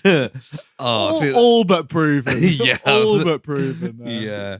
But anyway, they're in class and they've all put their egg things at the back of the room. Yeah. And then Finn comes along and's like, I'm taking that one. It's the squash one, yeah. Again, the butternut squash, not the broken egg one. Yeah. Again, obviously Finn probably doesn't have many Eggs. household items Yeah. or much time to make something like this because he's looking after his three sisters. Yeah. Hence why he has to steal one. And Alan goes to the teacher and was like, my egg broke on the bus. Have you got any? And she opens a drawer of eggs. Yeah. I'd love to, if I put myself through this film again, I'd love to count how many eggs we see. It was like 1, 2, 3, 4. Because she's got 12 in her drawer. Oh, okay, right. But She's then got like, 12 in but her I mean drawer. like eggs in the entire film. Oh. There's got to be like, 100. do you reckon 100? Like 50 to 80. Yeah. But yeah, I mean, it makes so much sense as a teacher doing this. You would have spare eggs because you realistically, I think I would probably bring enough for everybody, but also tell them to bring their own. Yeah. Because some people wouldn't bring eggs. So For them to supply their own eggs is a bit fucked up as well, to be honest. If you're doing this experiment, I think you can probably provide eggs for the kids. Yeah, considering they've got to make the household items. Maybe it was 2 layers of 12, sitting there's 24 in the class, maybe. Yeah, maybe. But yeah, but there's a joke about the brown Alan's like, eggs, can I have a brown egg? And she's like, no, but I've got this. And it's a brown pen. He starts colouring the egg because it's an extra layer of protection. The egg's got no fucking protection. It's sticking out the top of the toilet roll, Alan. Yeah. But then we see outside and all the eggs are broken apart from the one in the squash because Matthew is the best child. Yes. No kids can match. Even though it was Monica that made it for him. Yeah, but no kids can match Matthew Buckley. This is when Finn grabs it and then flicks out his little pocket knife and cuts it out. And I'm like, I know that 80s bullies having a little flick knife is a bit of a stereotype. Yeah. I feel like that's a kind of wild inclusion. And also, what was Matthew planning on? Just undoing the tape because the tape was holding it in. Yeah, I guess. It's a good idea, though. That's a really good solution. I like to keep imagining, like, how did this actually go down? I think in reality, the teacher probably gave Finn some scissors to go cut tape off his project. Yeah, he got the knife out and threatened Matthew with it. He did a slicing motion and then started cutting into his squash. But then, he wins and he gets this fucking big trophy. Oh, I missed the trophy. Yeah. It's like 2 foot tall with like pillars and like. Yeah. Oh, maybe that does ring a bell. Yeah. But it's the next Elvin Day. Yeah. There's. Oh wait, did I? No, there's. They. So I don't really understand what happened here because they leave cookies again, and Finn like eats one of the cookies and is like, "Oh, this is really nice." And you can see he's really enjoying it on his doorstep. Yeah. And then it cuts the next day, and he brings the cookies in to the teacher, and she tries one, and there's toothpaste inside. No, so this is slightly different. So he enjoys the cookies. The next morning, they're on the bus, and John's got. I think because of the whole egg thing, Matthew's really angry. Yeah. So he makes these cookies and puts some toothpaste in them and then sits on the bus and holds them up high so that Finn takes them and gives them to the teacher. Right, okay. So it's not the same. Because that's the thing. So again, like this is 2 sets of cookies within like 5 minutes of the film. Yeah. There was the cookies the night before. Because most of the Elven stuff is just baking cookies for them and cakes, which is an affordable way to do it, to be fair. Yeah. And it feeds them and all that, you know. It's not very good food, is it? But the teachers then like the teacher's really disappointed with like Finn, you have to stay after school. And then that's a big deal because his sisters are like, no, he needs to go home to look after our younger sister. Yeah. First sign that, you know, there's something else going on there. Yes, He's the main responsible. Caregiver, yeah. And then there's a whole bit where it's like 5 boys. No, I think it's 5 boys all sitting there talking about what happened. And it really confused me about which ones were brothers and which weren't, because I think Alan's there, but I think maybe it's 4 boys. Alan's there, but the youngest boy's not there for some reason. Right. And it really confused me because they're all just, apart from Simon, who's got glasses and is tall and redheaded, the rest of them are all brunette, like just like average white boys, and then there's average white boys, and then there's Alan who's brunette and has glasses, so he kind of fits in with them. He should have been the fucking Simon. They cast the fucking wrong way around. Yeah, they really did. Although they do make a joke earlier, like, "Oh, we always thought Simon was adopted because he's a little twat," and he's ginger. Matthew's the voiceover is kind of like he feels guilty because after the toothpaste prank he found out about the looking after the little Francie thing. Yeah, he's like, oh, maybe I did something wrong. And he's sitting on the pirate ship, and the dad goes to like comfort him. He talks about bullying, and he talks about a girlfriend he had at school. Yeah, I didn't really listen to any of this. He mentions a girl, and she's like, he's like, I didn't realize you had a girlfriend before, Mum. And it's like, yeah, I'm not a fucking loser. Yeah. And then the narrator's like, that was our first man-to-man talk, and we've been best friends ever since. And I was like, I've seen the way you fucking treat Alan. Doesn't surprise me that your best friend's a fucking family member. Yeah, fucking hell, Matthew. Your dad pretty much has to be friends with you. Yeah, he's the only person who can't dislike you. He's like, and he was my only friend ever since. Yeah, and then it like the next scene is the bus driver giving him advice as well as he's got off the bus. It's like, where do we put the bit where everyone gives male advice to him? I'll just put both of them next to each other. And then the next bit is the third night of Elvin. Like, so like he's sitting on the pirate ship talking to his dad, and then that's when we see the ship still fucked up as well. Yeah, and then he's on the way to school, and then it's the evening again. Yeah, it's all over the place. But the mum is in labour. Yes. And so they're being driven around by Monica, who's Juniper's older sister. Yeah, but is it another false thing? What do you mean? False pregnancy, it must be.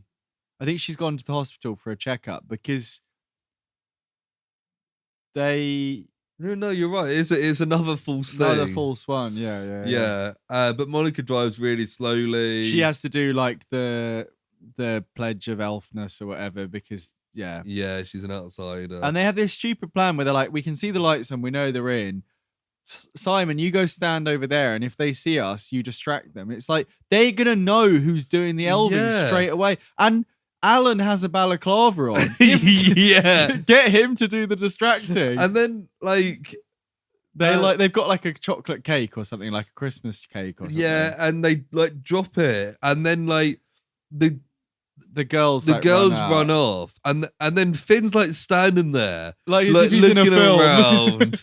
Or like a character in a game that you're like. And they're like hidden around the sign, and Alan's like, "Well, I must distract him." It's like, why? He can't see. And he starts shouting serpentine, and he keeps slipping over and running around. It's like, good job he's got a fucking balaclava on. God, But then they get in the car and drive away, and Finn's chasing them, and he's running like next to the van, and it's like, I know they said she drives slowly, but fucking hell. Yeah, I don't understand that. And then she's like, give me a balaclava and puts it on. While she's driving? While she's driving, so that Finn doesn't see who it is.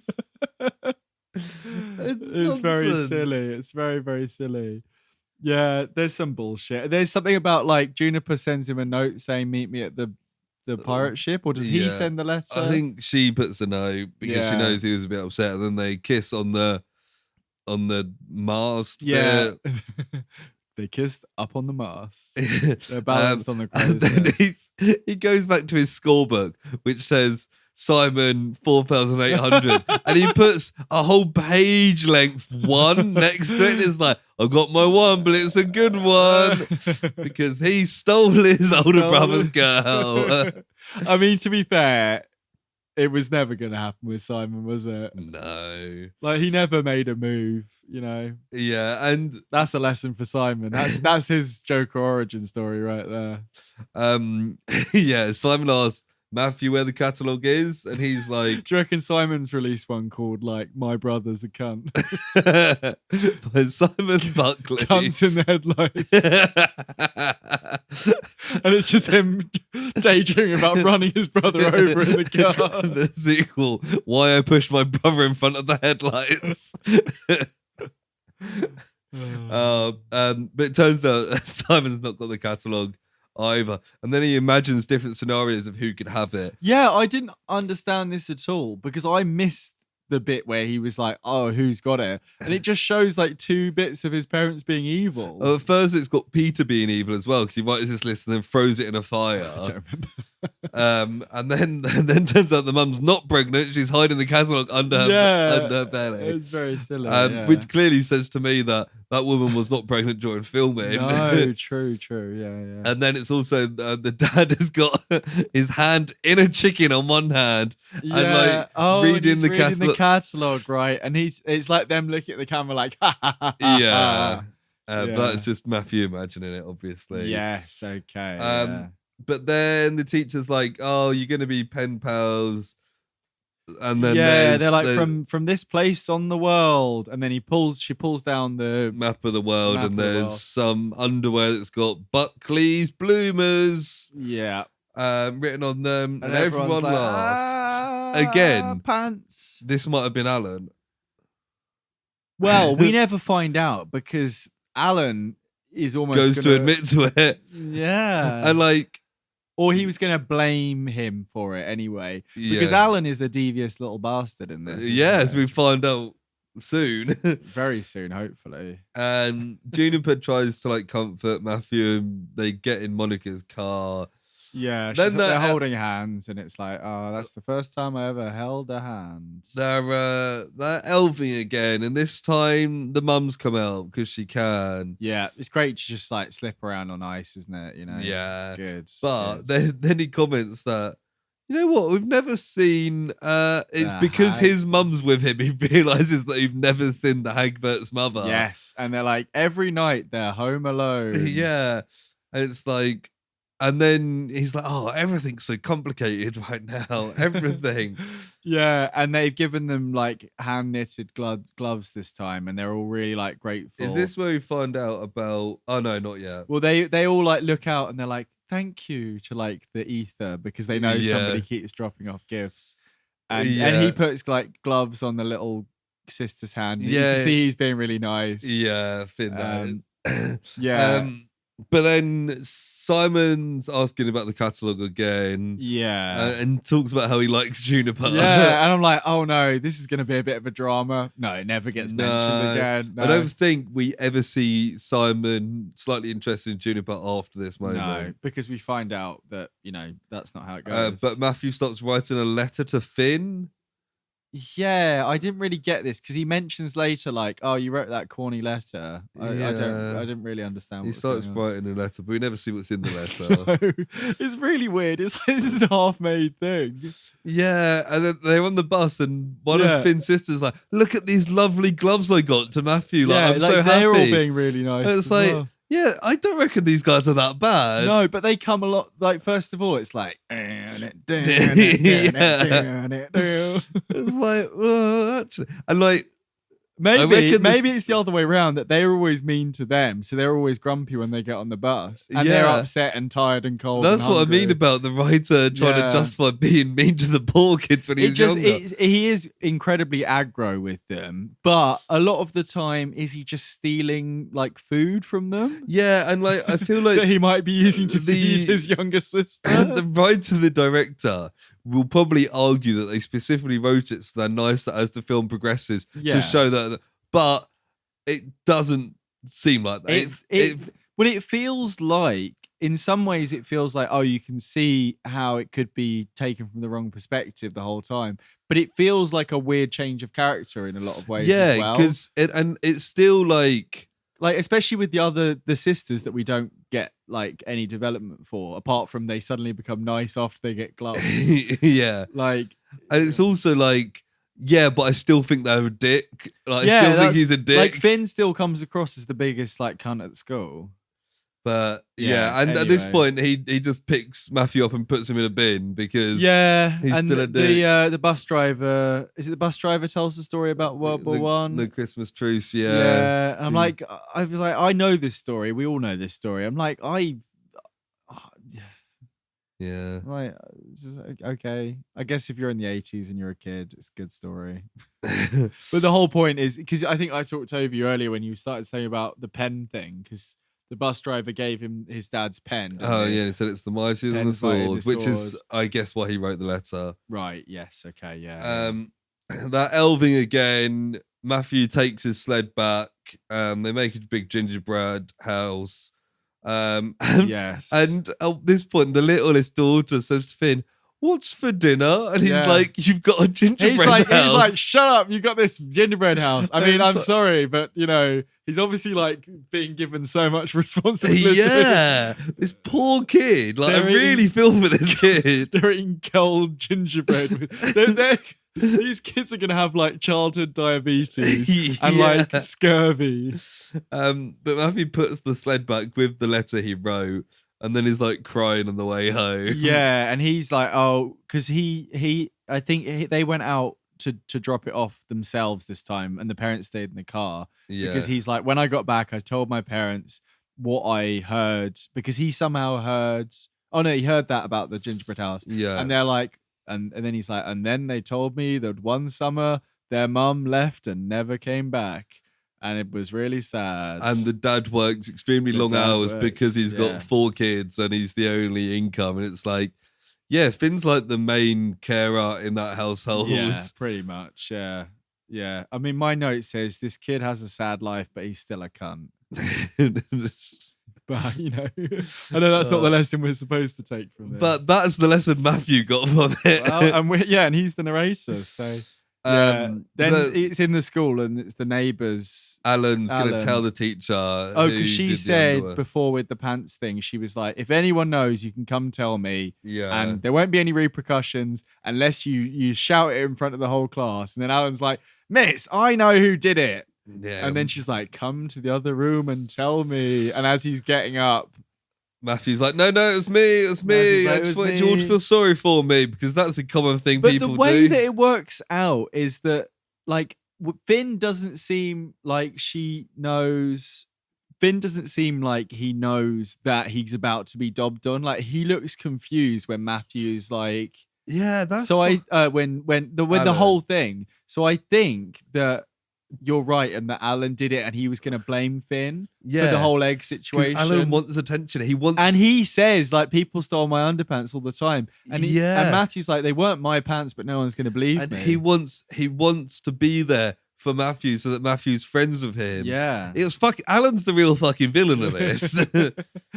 Yeah. So Alan asks Matthew why he took the blame. Yeah. Oh, no, a bit before we see the teacher like talking to him. Yeah, he has to stay after school. Oh, the teacher like praises Matthew for being like, I know it wasn't you, like, I'm glad. You did a noble thing. It's like, that's a weird lesson to give a kid. Just pretend to do something wrong. Like, it's the teacher's a bit messed up. And then when he goes outside, Finn's like, like, Oh, oh, I owe you one. And he's like, I know you don't. And he's like, no, I do. Like, I've got some pride. Yeah, like Yeah. it's such a weird depiction of these characters. Yeah, it's like the stupid 80s bully stereotype, but just like with supposed to have like this nuance to it that just doesn't.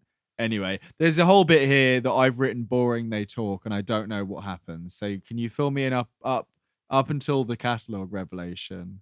Is there anything there? No, there's nothing. There's nothing worth talking about. He's just closed his eyes and shook his head. No. Oh, this has been a fucking long episode. You know?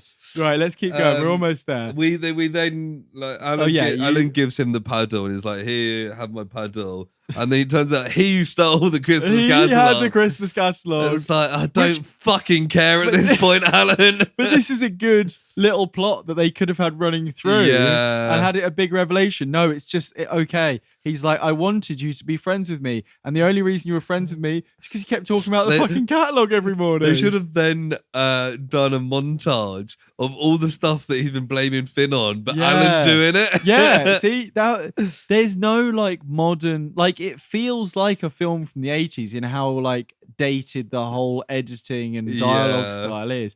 They could have done the kind of like, you know, like we were saying How I Met Your Mother, where it's like a little flashback to like a little fun bit. No, it's fucking bullshit. And it turns out he did it because he's never had a friend before and he was jealous that he was giving Juniper all the attention. Yeah, which is fair enough because he was. And he so it's like, maybe Matthew's the dick in his own story. Then it's Christmas Eve and they're going to do the last night of Alvin and they leave some gifts on the door. But they didn't stay up. I was like, are these kids dead? Because all the lights are out. And they're like, normally they wait up. And this time they didn't wait up. And I was like, oh my God. And then it goes on the news like... Father kills 4 kids. No, I thought from like the cold and the hunger. And the sugar poisoning. Is it worse if he murders them or if they die of cold? I think they're both pretty bad, to be honest. You were like, oh, God. Yeah, and he's like, I imagine they were really happy with their gifts. And it just like shows a montage of them like getting their gifts. Yeah. And then Finn looks out and goes, Merry Christmas. I'm like, this guy did not have this voice before. Yeah. I want to take a clip of that, stick it at the end. It was very, very Merry Christmas. Merry Christmas. Oh, they should have got Clancy Brown to do it. Yeah. And then it's the classic pebble at the window situation, which always works and has never gone awry. Yeah, there's never been a time when anyone's thrown a rock at a window and it's gone badly, has there, Sam? No, I couldn't imagine it at all. No. But anyway, in this case, as with all cases, it works out well. And Juniper's there, and she's like, "Oh, what's going on?" And he's like, "Oh, I wrote a story for you." And she's like, "Really? For me? May I see it?" And he goes, yes, angels are real. It's like, yeah, she's a fucking alien rather than an angel. Yeah. Yeah, I don't know. Apparently he read her a story and then it's the next day and it's Christmas. And they could run downstairs and start opening presents. And then there's someone laying on the sofa with a cover over them. They put it back and it's Monica. And they're like, what the fuck is so going like on? This fucking like teenage girl from across the road has to spend her Christmas morning with these annoying boys from across the road. But she likes them though. She's probably the best character. Like she seems like normal and she's quite fun. Yeah. But also, she deserves a fucking Christmas too. Yeah, true. So they've had to rush off to the hospital because the baby's finally come and they're like, as they're talking about it, they walk through the door. Yeah, and it's like, is the baby a girl? And you know it's a girl because the baby has a pink blanket on. It's also funny when the dad's like, we had to bribe the doctor to let us to come home early. They don't extend that at all. I thought it was going to be like, yeah, I gave him loads of cookies. They don't say how. And I'm like, that's weird and sus. Yeah. Like, what did she do? But the baby is named Mary Noel Buckley. She did a little elving at the hospital. Those doctors got proper elfed. Mary Noel Buckley. Which is that like Merry Christmas? No, Mary Noel. I thought of Mary is because Yeah. it's Christians. Yeah, they're all Christian names. Yeah, and Noel is Christmas, so it's Merry Christmas, kind of. I didn't pick that up. No. I just thought it was Mother of Jesus. Yeah, and what are their names? The parents? Do we know? I don't think we find out. No. Right. Okay. God and Jesus. No, but yeah, they're like woo, and then they're doing their stockings outside for some reason. They're playing with slinkies. Yeah. Not Peter, Simon and Matthew. Juniper comes over and says Merry Christmas and invites them over. Yeah, she says some weird shit like she's an alien again. And Matthew was like, actually, no, I'm spending time with my brother. And the whole time Simon, I think because he really fancies her, he's like got his head buried and he's like hiding himself in his stocking. So, and she's like, okay. And he's like, I'm such a great person because I chose to spend time with my brother and the on Christmas Day. Says that. It's like, I made an effort to do that. And, it's like, and then he's like, and I'd have plenty of time with Juniper. And when I made her really happy in 15 years when we got married. It's like, okay. It's so weird that this is based on real stories. And he spent this entire story talking about how his older brother fancies his now wife. Yeah. That's so fucking weird. Why would you write about that? I wonder if the old brother's like, fuck off. That was never happened. He's like, I never said I fancied him. Or is it like, my wife's so great that even my older brother fancied her when we were younger? Yeah. Like, she was hot. Even when she was 50, she was super hot. He might even say she was even hotter. I'm trying to find any kind of Simon Buckley online. Oh, I looked up Matthew Buckley and they couldn't find anything. The brother might have changed the names of the yeah. And then the Hagberts arrive and Finn gives them the sled back because they're going off for Christmas. He's got a new sled for Christmas. He's like, you're a little weird dork, but I'm being friendly to you. He says something like that to him. And they're like, we're all going to live with our grandma now. It's such a cheery way. It's like, is that a good thing? I guess. Have they been taken away from their dad? I think that's what's happened. But it's also happy and like, cheery. It's because they know they're getting warm.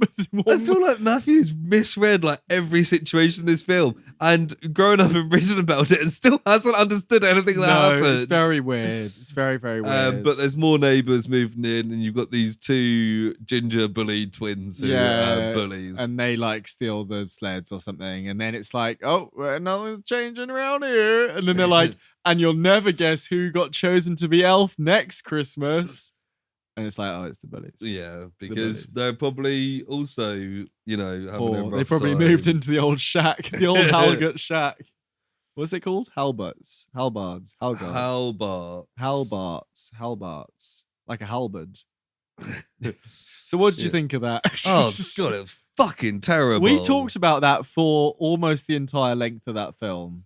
Yeah, I didn't even take much notes. It's just nonsense. Yeah, like it could have been something with the base kind of idea. Yeah, but I really can't say strong enough that this guy has written about his childhood and completely misremembers it. Yeah.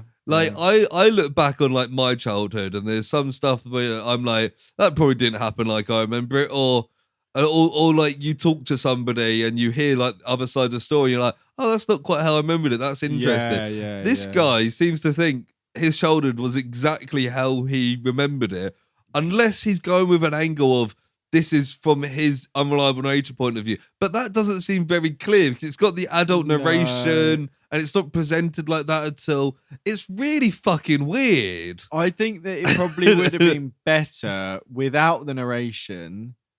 If it was as it was... Either no narration or more narration. Exactly, yeah. And if they have narration, you have to do the hindsight angle where you go this is what I thought at the time, but little did I know that Simon was actually gay or something like that. Something like that. Something like that. Like every bit where something happens, have something or tie the stories together better. Like you said, like How I Met Your Mother. How I Met Your Mother even has that. And that is an adult man talking about him being an adult like 10 years earlier. Like where he would have remembered things more reliably. Yeah. And even then he's like, oh yeah, I thought this was happening, but actually that's it. It wasn't like how I remembered.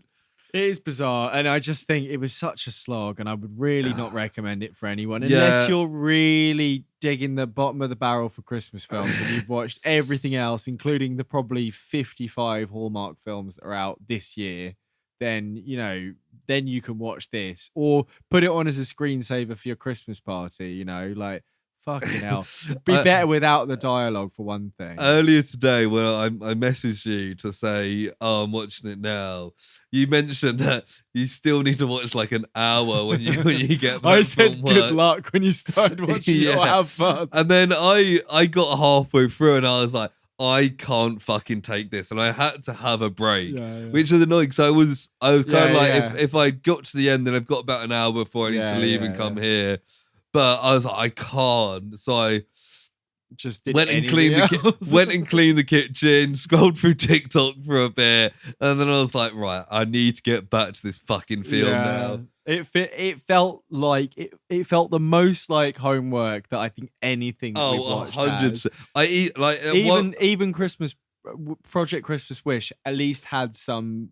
It was way more entertaining. It was better made. Like this was better made, and it was like. It was kind of funny in its silliness, less that like not funny because it's so dumb and stupid.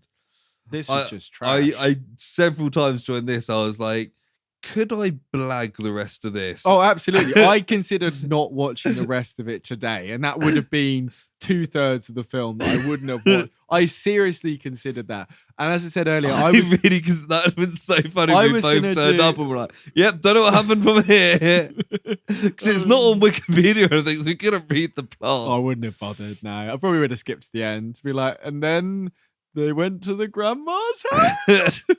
Would have missed all the reveals. It's like, were they getting abused? Were they getting abused? I've got one bit of trivia. Oh, thank you. Thank you. Ralph and Pam, those two characters. Are they the parents then? They're either the parents or the neighbour's parents. I don't know. Oh, so, yeah. Apparently they're married in real life. Cool. That's the only bit of trivia. I thought the dad might be the real life Matthew because I got that vibe from him that he was bad at acting and kind of wanted to like be in the film. That would have made sense. But no. Didn't happen. Not. Unless the real Juniper is the pregnant mom and then Matthew. That would be funny. But no, I don't think that's. But yeah. What are your thoughts? It was absolute horseshit. Like I'm so upset that I wasted now like 4 hours of my life with this fucking thing. It was absolute trash. 4 hours so far because we're gonna read back and listen to this. Yeah, I know. I'm gonna fucking listen to this again. Oh, it was awful. I would have watched Avatar. I would have watched Avatar 4 times over this. God, it was awful. It was terrible. I've got nothing else to say about it. I've said all my comments throughout. There's so much you could have done to make this better. There's even more that you could have done to make it bearable, and it didn't do any of those things. And I'm so glad we've got one more episode left of the year because this would have been a terrible film to end on the year. And we didn't even spend 5 minutes talking about pizza this year. Also, there's only one other Christmas project film we're aware of that we're going to have to do next year. And it's the Christmas Project Reunion, or Christmas Project 2 as it's called. And from the glance at the cast, that little alien bitch is in it again. So I imagine it's all the same people. Oh my God. I'm going to look up and see if it's the same. It's going to be those fucking bullies, the twins. And it's going to turn out that their dad is like dying or something it's going to be fucking awful. It turns out this guy just goes on bullying. But why is it going to a reunion? The Buckley's the Bing Bong's going to come back and haunt them or something. I'm looking in the poster, and is it that girl's at the front, isn't she? Alien. They're all but they're all like they're adults. old. Yeah, are they adults? Oh, or at least a few years older. They looked a bit more. Are they 90s? Is it 90s instead? Looks a little bit more maybe. 90s when I saw the poster. It's got the same cast because Jacob Buster's in again, and you can see him in the front, but he looks like maybe 20 now. Right. And there's somebody that looks like an older version of Juniper. Yeah, I recognize the face. Hang on. And I can't. There's some guy in the back flexing his muscles. Maybe that's Simon. Oh, there is a trailer. This came out 2 years ago. I'm gonna just watch. Yeah, when this. you look at Christmas Project 2, there's another poster that's got like an old guy in the middle, and then Juniper, and then the kid Buckley. So the trailer has got them elving again. There's the babies. There's a baby in it. It's like 2, but everyone else looks like way older. Yeah, I've including got the dad. Hang on, let me look at this poster. Who the fuck is this guy? Oh, that's the dad there. No, that guy at the back is someone new. That's not Simon. That's like he looks like Adam Levine. He does. And the teacher's like, why they made the teacher look like a porn star? Oh, there's a fight in the trailer. The teacher looks like a porn star. She's got like a really low cut top, and she's like looking down her glasses. And there's like another guy who maybe he's like the principal. The dad's got a beard now. Yeah, there's this guy who's like a wrestler at the back. I think in the sequel, one of the Helbert twins goes on a date with Peter, the younger brother. Oh, really? Yeah. No, I was almost right. I said, oh no, not that. I was thinking of the new twins, the ginger boys. Wow, what a revelation, eh? Oh, there's a cool looking guy who plays Coach Hagbart. This is it. Oh. So the principal is Daniel Baldwin. Yeah. The lesser known Baldwin brother. Fucking hell. Yeah, this coach guy, he looks a bit like Stifler. You know that guy? Yeah. Do you know what I mean?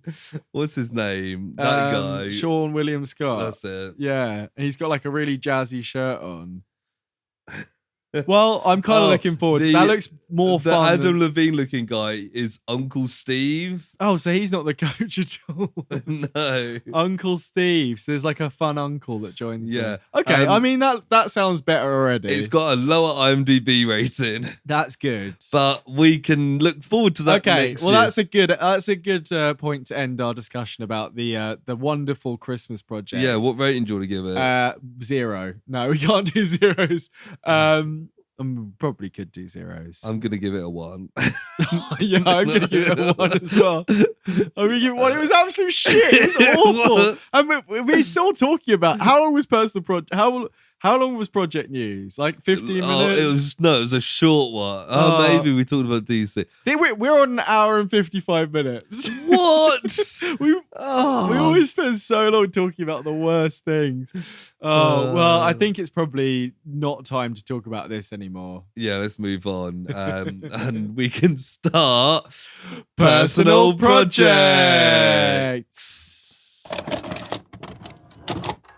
This time it's personal. Projects. So, Sam, what have you been watching? Jimbo used to say a lot more there. Kind of gave up on one that. of the things is not something I've been watching. So, maybe you should. What have you been watching, reading, doing, writing, dancing, creating? None of those things. Okay. I've been playing. Oh, of course. I've been playing Nintendo Switch. Oh, yes, of course. Yeah, I because can see the games right there. You can see the games. The actual Nintendo Switch is in my bag right here because I got a fancy little case for it, which cost me an extra like 12 quid or something. Ooh. It's very nice. It matches the colors of the OLED Switch, which is the one I bought because it came out last year and it's slightly reduced. Yep, not massively the reduced. way to do it. I'm really enjoying it. I've never owned a Nintendo console. My family had a Wii, but we never bought any games on it. Really? We just had. Yeah, I don't know why. I think to be fair, I've never owned a Nintendo Nintendo console, but Yeah. Christina's got a Wii and she's got a That's it. Switch. Yeah, we had Nintendo Sports, Wii Sports, sorry. Yeah. And Who didn't? we didn't buy anything else for it. I don't know what happened Wii there. Sports is pretty good, to be fair. It was pretty good. But yeah, I bought this as time recording 2 weeks ago, I think. And I borrowed a load of games off a friend of ours because the games are incredibly expensive for they Nintendo are. Switch. I bought Christina games from it before, and they're Yeah. all at least 40 quid. That's it. Yeah, I mean the thing with PlayStation is I'm on the PS Plus, which is like £5 to £10 a month, and you get at the moment you get about 6 games free a month. So I can get free game, in inverted commas, free games and try loads of stuff out. So yeah, so borrowing a handful of games is a really good way to start. But I've only ever played Breath of the Wild, the Zelda game, which is good, which is very good. I've been playing a lot of that whenever I get a chance, and I'm very much enjoying it. I'd not played a Zelda game before. I think maybe tried someone's Nintendo 64 back in the day and played a little bit of it and was very confused by the different layout of the buttons. Nintendo 64 has that really weird layout with the 2 analog sticks in weird places. Yeah. So yeah, it's one of those if you didn't have one growing up, it's really weird to because there's 3 bits to hold on to. It's very especially considering bizarre. PlayStation and Xbox controllers are pretty similar. Pretty much identical. Xbox ones are a bit chunkier, but all the buttons are in the same place. That's it. Yeah. So yeah, I've just been really enjoying it, to be honest. There's a couple games I want to get at some point, but I think I'll have to wait because I dropped a decent amount on that. Yeah, fair enough. Yeah, it's really good fun, and the portability of it is something I didn't think I'd use as much as I am. With the case, as you can see there, Lewis, and listeners, you have to imagine a lovely little case. Yeah, I've been taking it out and about with me. I don't take public transport, so I don't actually get to use it as much as I'd hoped. Yeah. But on lunch breaks and stuff, I get an occasional 5-10 minutes. Christina will quite often she'll have it plugged into the TV and play for a bit, and then if there's I want to watch something on TV, then she can just take it out and sit on the sofa and play it. And that's a really, it's the whole novelty of the thing, but it's something that is actually really effective. And I've got a couple other games to try. I've got Super Mario Odyssey, which is I think the newest mainstream Mario game. Yeah. It's supposed to be good. It's a bit of an open world thing. And yeah, there's a couple of things I bought on sale on the store and stuff, a couple of games that I just like the look of, but haven't really got a chance to play because Zelda's a pretty big time sink in the nicest possible way. Yeah. It's very... No, I know Christina put a lot of hours into Breath of the Wild. Yeah. So I've really been enjoying that. What about yourself? Well, I mentioned last week that I was watching Lost and Traitors, and I've watched a lot of both of them. Both been... How are the Traitors getting on? It's highly entertaining. Thoroughly enjoying it. Christina was really annoyed yesterday at time of release because there wasn't a new episode out because the World Cup was on. There's a new episode tonight and Friday instead. But that's been good. But I spoke about that last week. The main thing I watched was, as I said, Guillermo del Toro's Pinocchio. Yeah. I was excited. I thought you were going to say Cabinet of Curiosities at the start. I kind of forgot about that. I've got notes on every episode when you get a chance to watch it. But Pinocchio was actually really quite good. Was it? Yeah. It was because I think I saw half the Disney Plus one. And yes, I remember you saying it was a bit. I was a bit indifferent. It's the same, isn't it? We were talking off mic a second ago about the live action reboots. It's kind of that, isn't it? From what I've seen. But this it tells a slightly different story. It's still the basic Pinocchio stuff. It goes more into Geppetto losing his son at the start and does a big bit on that and how he built Pinocchio to make up for. And the cast is full of A-listers. I've got some. So Sebastian J. Cricket, Jiminy Cricket, is Ewan McGregor. Okay, David Bradley is Geppetto. Okay. Christoph Waltz is in it. Tilda Swinton's in it. Ron Perlman's in it.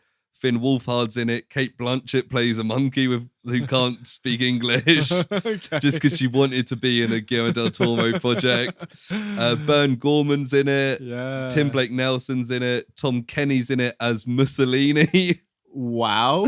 Okay. And it's very, very clearly set in World War II Italy. Interesting. Which is quite an interesting point because it's in a small town, so there's not too much, but it does clearly affect what's going on.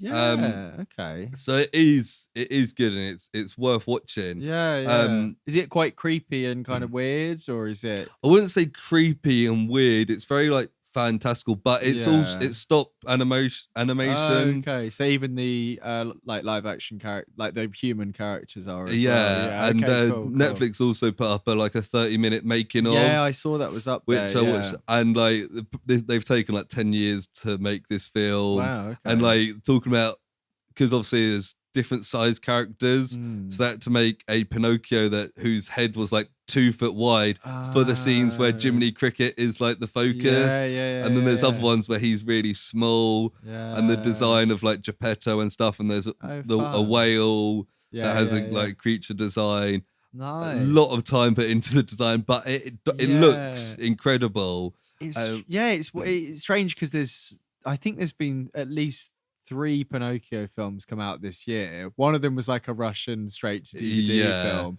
But the fact it's one of those weird things, because this has clearly been in the works, like you say, for like 10 years. Yeah. For them all to come out in 2022. Maybe Disney just threw together one with Tom Hanks because they knew this was coming out. Yeah. But because that's like more live action, this is animated, and you really see like the craft, and like it's even how like Pinocchio is less animated than the human characters because he's wooden, and clearly wooden, less kind of movement, and I've seen him. He's quite like stick looking, isn't he? Kind of thing. But it's the standard Pinocchio story, but I feel like the story's good, but it's not what you watch it for. Cool. Okay. So I do recommend it. I've got it on my Netflix list, so I will check it out at some point, maybe over the weekend. And then I did watch the making of straight after, because I was like, that's pretty cool.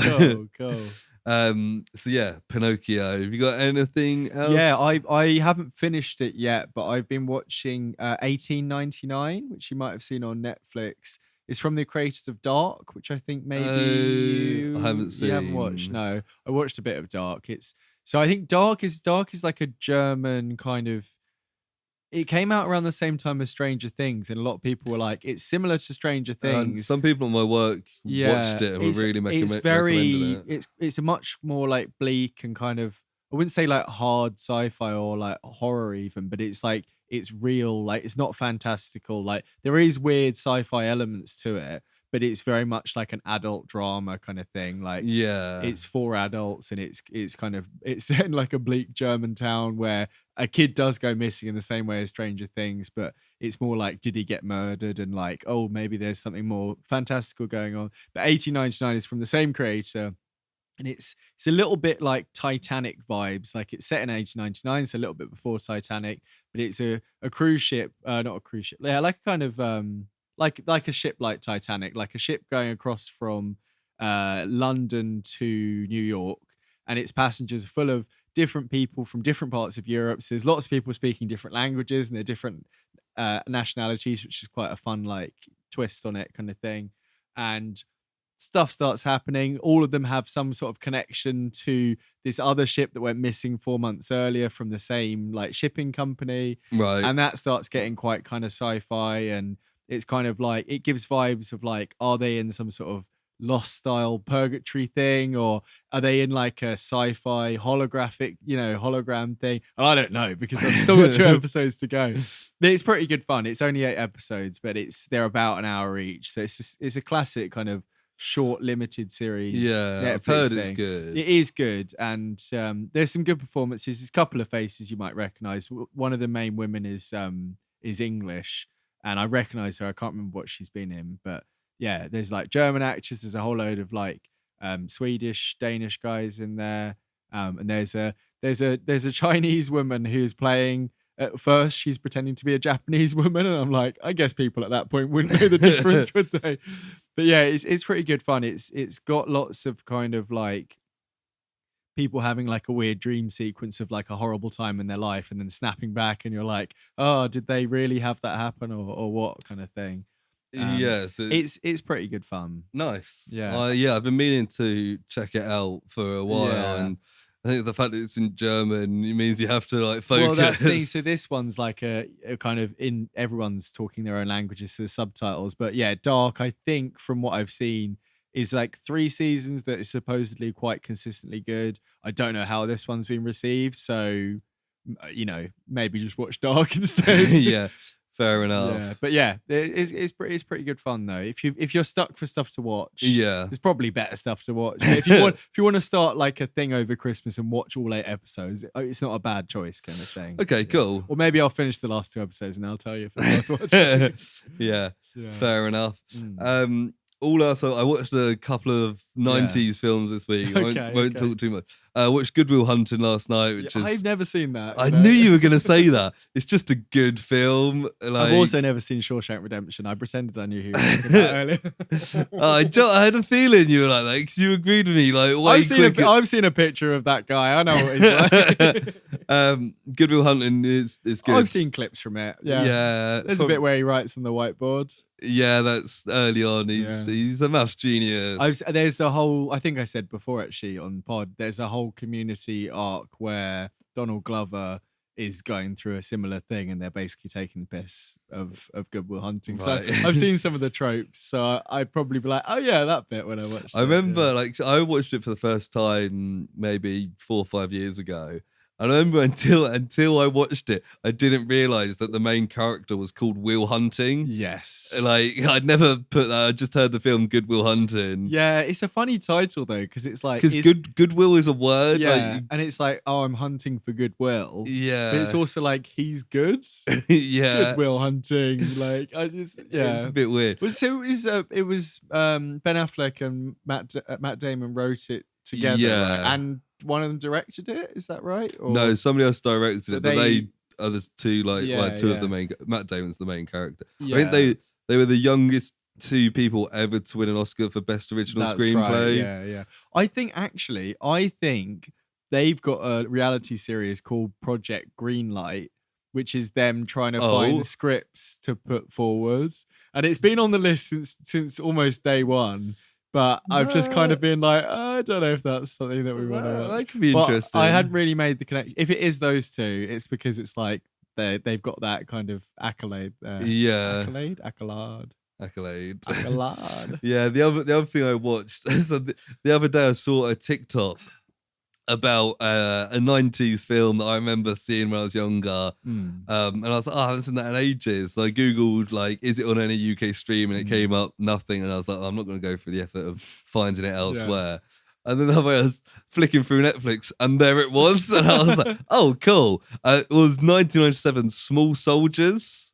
You know what? I was thinking about this recently and I put it on my list of like, because I quite often keep a list of like films, if I'm stuck for films to watch or if me and Amy can't decide, just have a quick look. And often we won't decide something on there. We'll think of something else. But it's a talking point. And that's been on there for a couple of months for me because I had this sudden realization.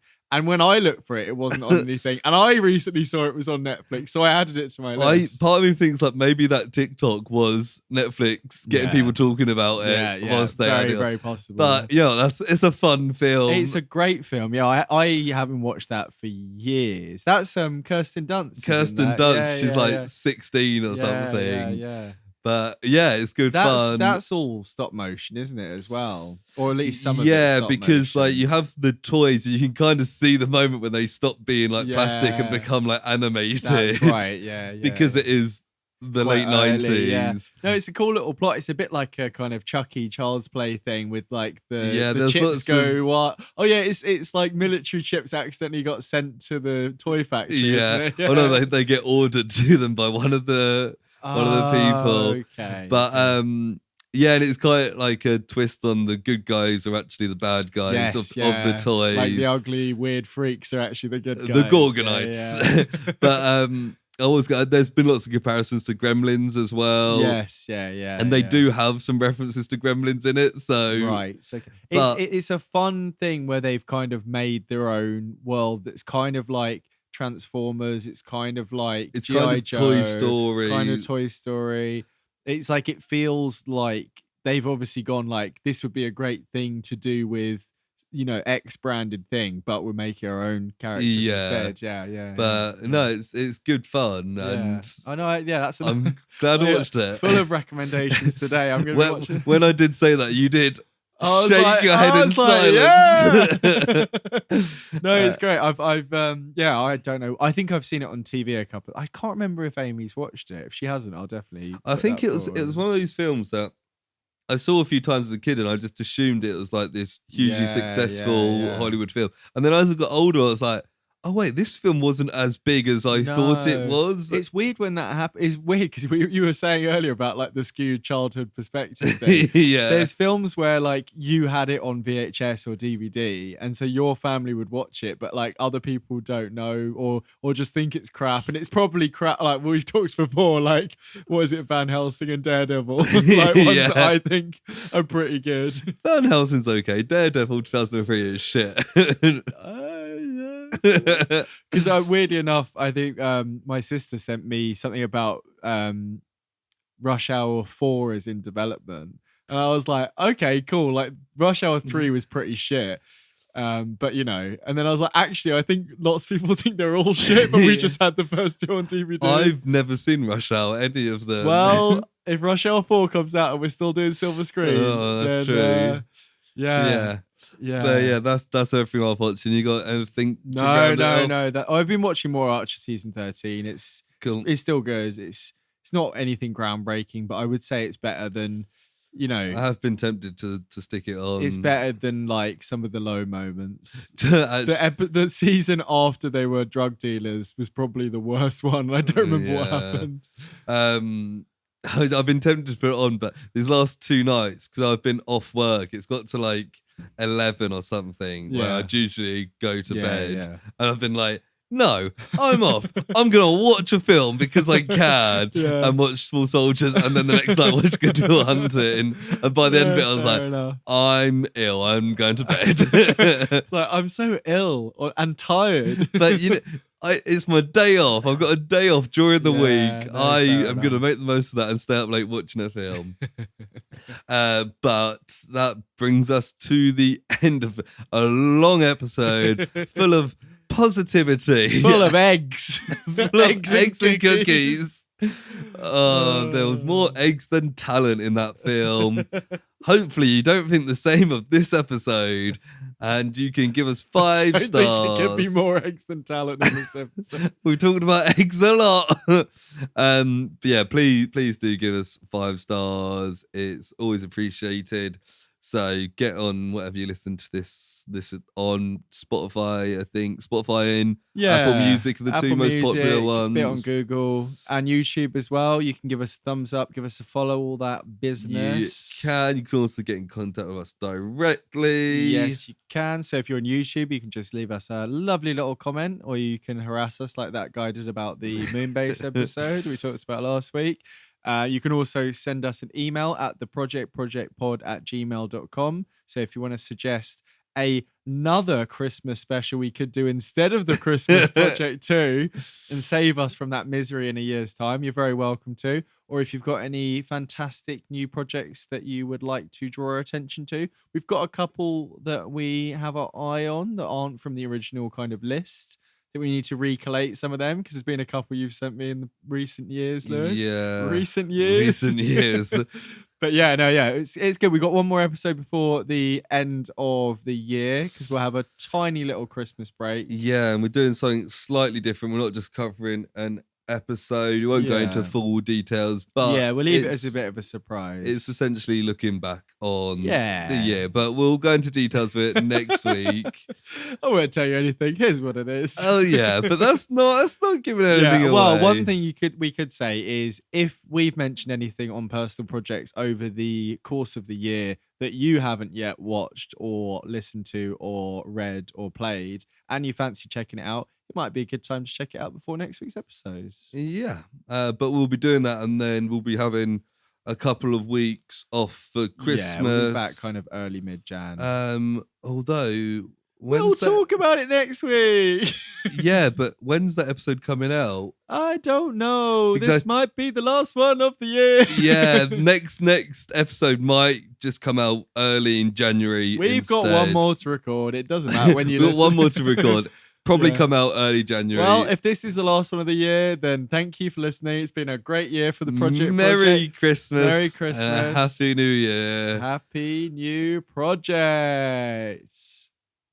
Bye. Bye. See you next year. Woo!